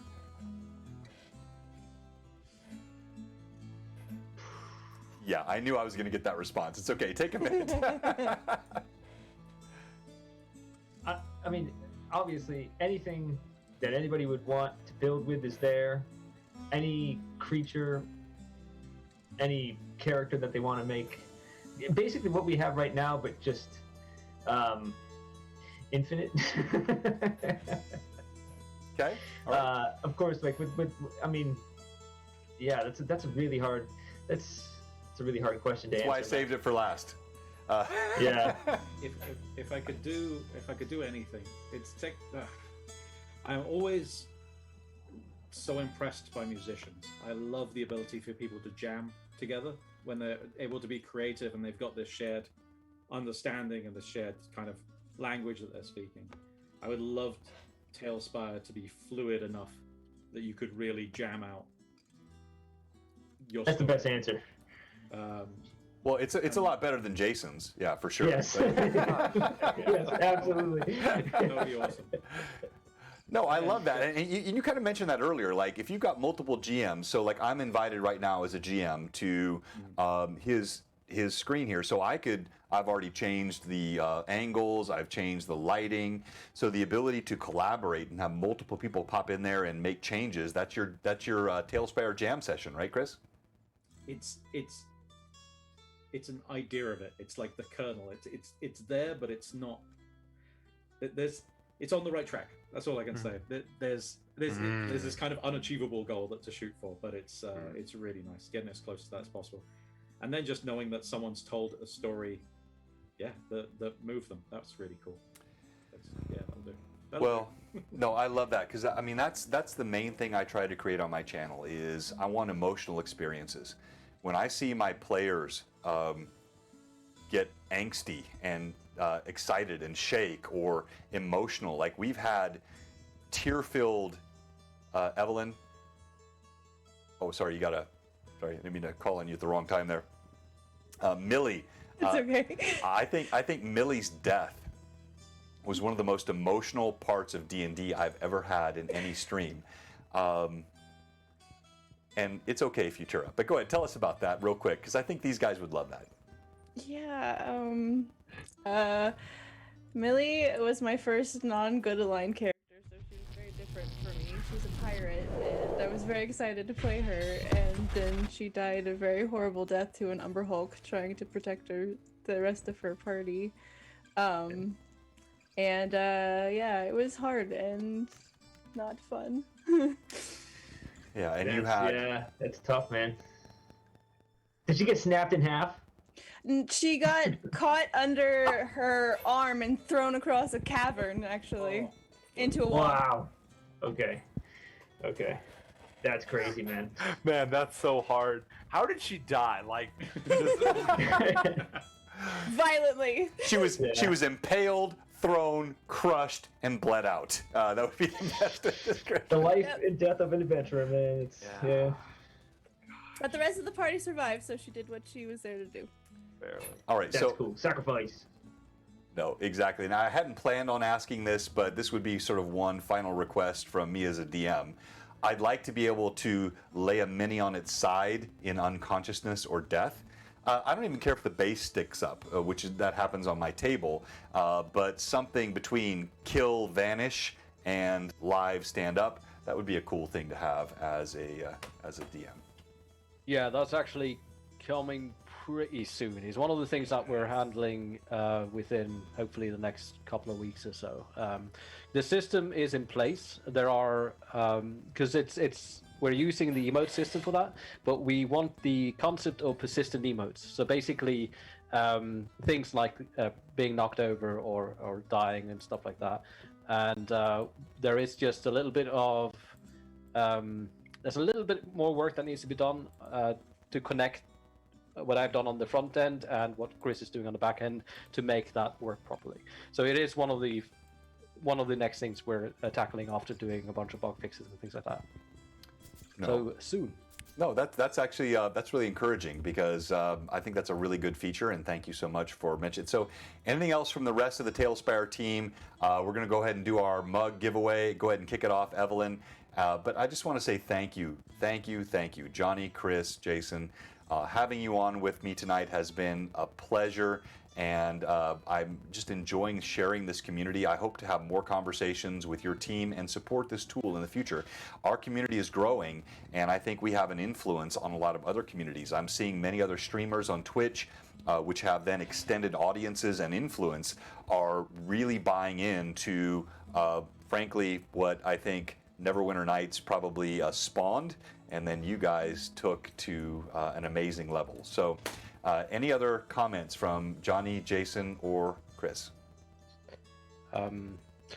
Well, I think just a quick shout out to our amazing mods over on our Discord. Yes. Shout out to because, yes.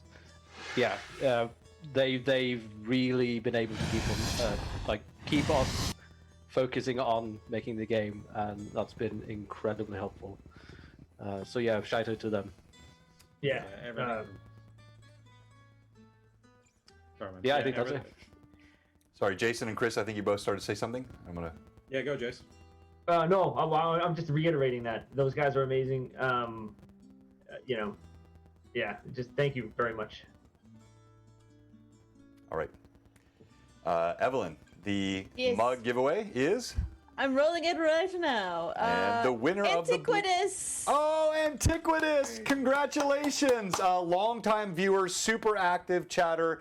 I think I have all of your information, my friend, so nothing you need to send me in Discord. I well know who you are. And then last but not least, we're going to give away this Greyhawk Adventure Begins. Reminder to Chris, Jason, and Johnny, give a whisper to Canadian Ancient Gamer. He was in the chat. Or if you don't, just join me on Discord. Give me your info. I'll make sure he gets it.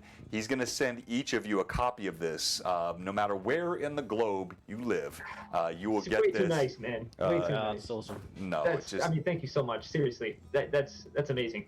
Thank you so much. No, thank you, Joe. I mean, that's this community. I mean, if you saw the stuff this community does all the time, so generous, so kind, so giving, just people that love to play games and D&D and tell stories, and they're very, very, very generous. All right. So the last one for this one, Evelyn, let's do exclamation point Greyhawk. And that will be for the exclamation point Greyhawk as the adventure begins. And then we're going to raid into Jay. Lord Gazumba, who has Eric Mona from Paizo, Jason Bullham, and I don't expect any of my Norway friends to stay up for this. It's fine. You guys need to get to bed. I think Hannah's probably tapping her finger, Johnny. But it's. Hopefully she's fallen asleep by now. Yeah. So as they're all dropping that in, my last question. Tell me about one of your favorite gaming experiences, and I guess this isn't for Chris because he's just in the coding and he doesn't game too much. Chris, no, you're welcome to, but you said you haven't really played. Johnny, Jason, Chris, as our final giveaway is going, is there anything you remember? So I told like the story, for example, of Millie's death. Brim, Josh, you are the most incredible role player. NPC voices. He's got his own stream that's kicking off here, and we're supporting all that he's doing. He does great. In fact, I'm going to let them think because I can see Jason's eyes are pointed heavenward, which means he's contemplating. While they're thinking, can you give us your last Monster Monday, Josh? Oh gosh, yeah. Sure. All right. So let me tell them what. So every week. NPC Voices, Josh, he does a Monster Monday on his Instagram where you have to guess what monster he is, and then I play that on my Tuesday stream. So that's a nice way to give Johnny and Jason and Chris time to think about their favorite gaming moment. Go ahead, Josh. Okay, yes. Sorry, my Google document that holds all of my Monster Mondays is 64 pages long, so it takes me a little while to get there. There we go. Okay. So, this Monster Monday, brought to you by NPC Voices. Once among the living, of a soul honorable and giving, a heart once gold, now been sold for dark deeds and sinning. A creature born of a fall, that seems to have lost it all. With armor and blade, they'll make your grave sentient amongst a thrall. Orbs of hell's coals, protection from magic's fold. A warrior and spell slinger, their hits a humdinger. Die or be welcome to the fold. What creature is it? Every time you say humdinger, I can't stop but laugh. So I know the chat may guess, but I really want to put this. Okay, so I'm going to ask Jason, Chris, and Johnny not to look at the chat. Can any of the three of you guess the monster? It's from 5th edition. It's also from all editions. No, it's all editions, yeah. It's in 5th, but it's in all editions. I mean, my first thing, just because of all the Blade Golem, but I don't know. Good guess. Good guess. Incorrect, but good guess. Yeah. And by the way, you guys are not losing any geek cred here. Oh, I just lost. So we go to chat 5. We lost Chris. Chris. I'm sorry. No, in Chris fact, is here, no I'm going to have longer to go with us. to my chat menu, which just has everybody on the same screen. All right, so got everybody back up. So it is not that. Anyone else have a guess? I was too busy thinking about the gaming moment. It is, if you don't mind me giving the answer, John. Yeah, did anybody pop it in? So we have a Spectral yeah. Knight was the guess from Pat. Oh, Pat got it, yeah. So Yeah. Pat66 and Tim got it. Go ahead, tell us. It is a Death Knight. A Death Knight is the correct Lord answer. Saw Wow. first. Yeah. That stumped me, man.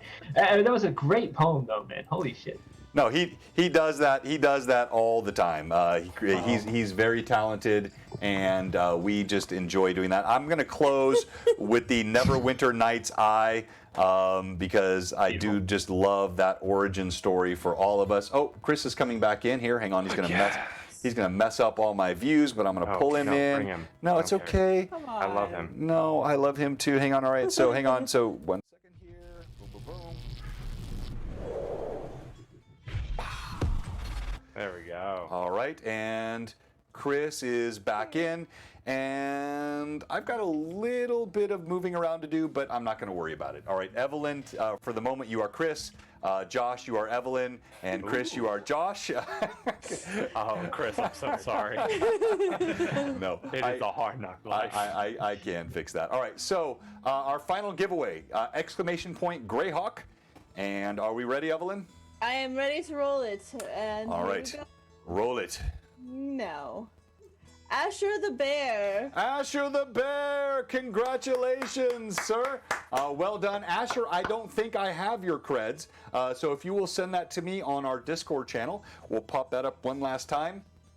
And before we conclude, and we're going to raid into Jay, I want to give one final thank you to this team from TaleSpire. It has been my honor to host you tonight on my channel. Yes, I see what you're doing there, Josh. Very fun. I'm trying to show off what else they can do. You keep going. Yeah, all right. I'll keep going. Yeah, so we've shown this on our stream. We've had the magic missiles, the flotation, the flying, the levitation, all kinds of fun stuff. Evelyn, any final questions from the chat you think we should hit before we sign off? We haven't had any additional questions, so we are all good from the chat. All right, so chat, you have a few more seconds while you're typing exclamation point Greyhawk. No, sorry, that's already done. And then, No, we're done. Yeah, sorry, we're done. And then anything from the TaleSpire team before we close off tonight? They're stories. Yes, I gave them time. Johnny and Jason, mandatory. Chris, optional. You have a good one, Jason? Well, I mean, okay, so I have way too many good ones. But I will say, not a gaming moment, but I still remember the morning after I got introduced to D&D was I went out because the person that introduced me, he lived right on the ocean, and we were playing. And it was a storm and everything like that out in the ocean, so you could see lightning and really cool shit out in the sea. But I remember just being introduced to this game and not knowing, okay, growing up, D&D was evil, and I wasn't allowed to play or anything like that. And I remember having even an Atari cartridge, Dungeons and Dragons, that was forbidden to load that into the into Atari because but it was a gift from my uncle, so we just kept it around. But the day after actually playing, I was just walking along the ocean and just thinking everything. A piece of driftwood was a sword, and there were pirates out there. I don't know, man. The world opened up, a whole new entire world kind of seemed to open up, and I haven't looked back since. Man, Jason, that is such a good. And so I'm going to jump in real quick before Johnny goes, and we're going a little bit long here tonight, but that's only a problem for the guys that are up at past 2 o'clock. So I also in the late 70s and early 80s, you had this whole D&D as demonic, counterculture push against it, and I'm going to do a stream on that here for Loremasters Arcanum in the next month or two called Faith and Fantasy, and I want to look back at some of those If you guys weren't here in the States, you probably have no idea what that was about, but it was a really interesting time. Now, I will tell you when I knew I was a geek, and Evelyn, you know where I'm going with this. I cannot let these guys go without telling This is one of my favorite stories in the whole world. I can't let them go without telling the story. So I was, at the time, I was in Tempe, Arizona, which is a suburb of Phoenix. I was 8 years old, and I had just been introduced to D&D. I had the basic edition. I later got the expert edition. This guy here, I showed you the dice. I couldn't afford the DM's guide, but I had the monster manual and the player's handbook in the coming years. I found that my pseudo stepfather was not actually married to my mom, but like live-in kind of man. He had Penthouse magazines that he kept in his bathroom. Classic stepdad, man. Yeah. And I would take those Penthouse magazines and I would trade them for lead figures. Oh. Nah, no lie. Like what 8, 9-year-old kid? Like I was condemned as a geek for the rest of my life, trading magazines with pictures of, pictures for lead figures to play D&D. That's like, I was under that sign for the rest of my life. All right, Johnny, follow that up. All right, so I'm going to follow up 2 really good stories with something that just isn't sort of connecting in my head at all. So yeah, it's I can't tell you like a very coherent gaming story, unfortunately. But one of the things that I do remember, both with horror and with fondness, is my time spent in Neverwinter Nights Persistent Worlds. It is truly the reason why, I wasn't particularly present in school during my high school years, because I was just spending all night playing, specifically on a server called Hybrid, which was a Middle-earth style server. And much like in the style of the stories, it had 2 opposing factions. It had the Free Folks and it had Mordor, basically. And what I remember most vividly about that server was the fact that none of the free races was able to get along. So while we were infighting between just sort of local silly politics, all of the evil players could just go into Lake Town and completely destroy it. That was the wonderful thing about Neverwinter Nights. It was that was possible, and just being there with a character, you could make a legacy for yourself, and having multiple game masters just coming in there and running stories with you, and you could change the world. Right? It wasn't like an MMO. It was, you literally could change the world on those servers. And that is, to answer a different question that was asked of the other 2 previously that I got away from answering, is TaleSpire in 5 years? Yes. Or 3 years or so. There are 2 answers to that question. First of all, I would like to have experiences inside of TaleSpire that are as vivid as I had back when I was playing Neverwinter Nights Persistent Worlds. And that has already happened, but I just want to be able to experience that more. The other thing that I would love to see for TaleSpire in 3-4 years is to get up in the morning with the excitement that I have today to make TaleSpire better, even then.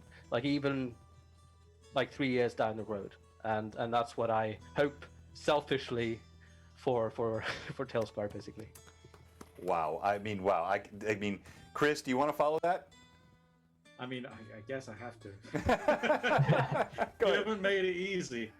It's interesting. There's so many times across media, and especially in games, that things have moved me, inside the world of computer games.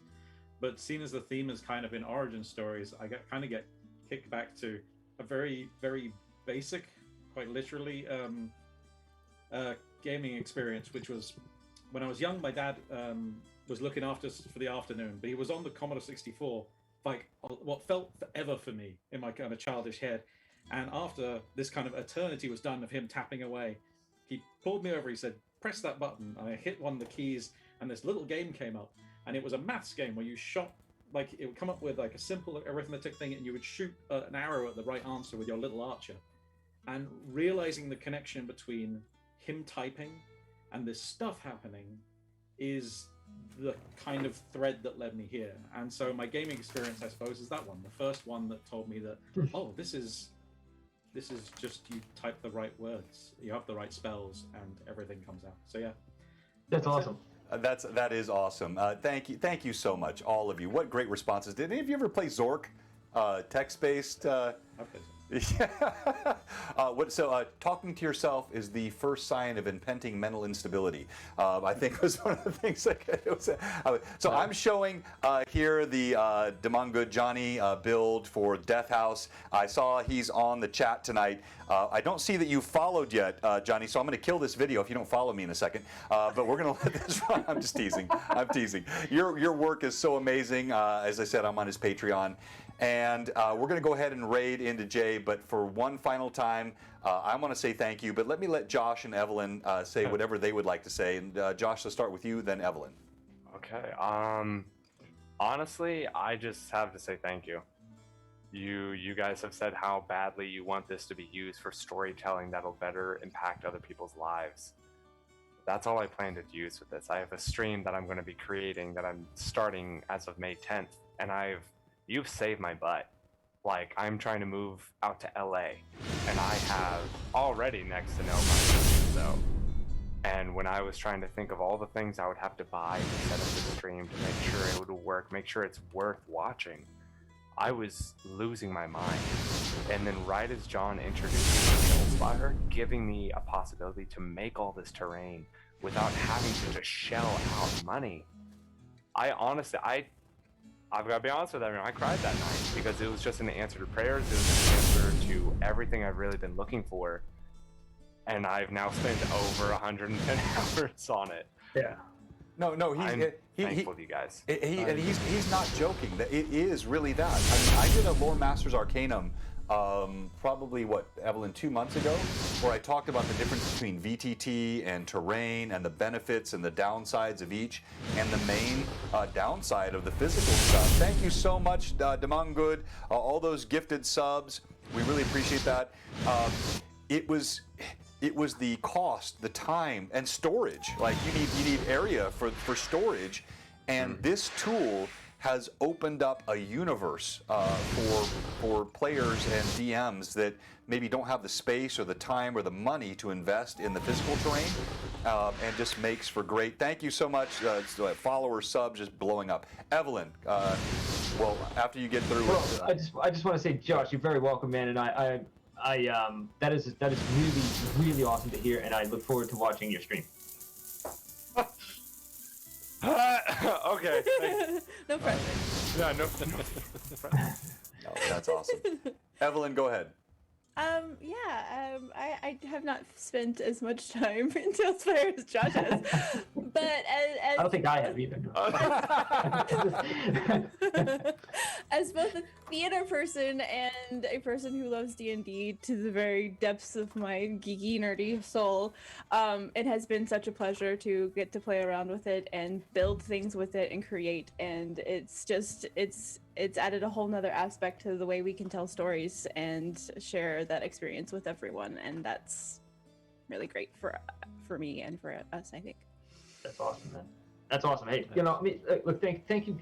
Okay, thank you guys for having us tonight. It's really cool to get out there and be a part of this community. And John, what you're doing here with your stream and continuing the hobby and getting younger folk like Evelyn and Josh into the hobby and making sure that it continues and not just continues, but bringing down some of that I don't want to call it ancient knowledge, but you only got a decade on me, man, so it's not No, that's fine. But, look, no. As I said, I'm turning 50. I get it. And honestly, I gotta shout out my son real quick here before I'm done. I started playing. So I stopped playing D&D for about 10 years, and I restarted when my son was 6. He's 20 now, and my daughter was 9. And I just thought this game gave me so much. It enhanced my vocabulary, it enhanced my leadership skills, my presentation skills. And I thought, man, I want to pass this on to my kids. So we had a family. All I did was play in my basement with my family. And my son came to me like 3 years ago and said, Dad, you need to be putting this on Twitch. And I said, who wants to watch people play D&D on Twitch? I'm like, no one's going to do that. And it was exactly that. It just created this great community. Thank you to all of our friends and followers. And yes, algebra is right. Thank you to our chatters, and thank you to our friends from TaleSpire. I hope this will be one of several interactions we have in the future. I wish you all of the best with your tool. You can tell you have some serious, authentic fans here with the system. And with that said, I'm going to go ahead and get set to raid on Jay. I'll let anyone else make any comments as I do this. All right. And getting the TaleSpire raid. Lord Gazumba, he has, as I said earlier, a great cast on tonight. So follow him, check him out if you haven't already. To everyone that's followed us tonight, thank you. To everyone that's subbed tonight, thank you. To Johnny, Jason, Chris, Evelyn, and Josh, thank you. And with that said, especially my friends in Norway, may you have a good night. Get some rest. Blue Box, signing out.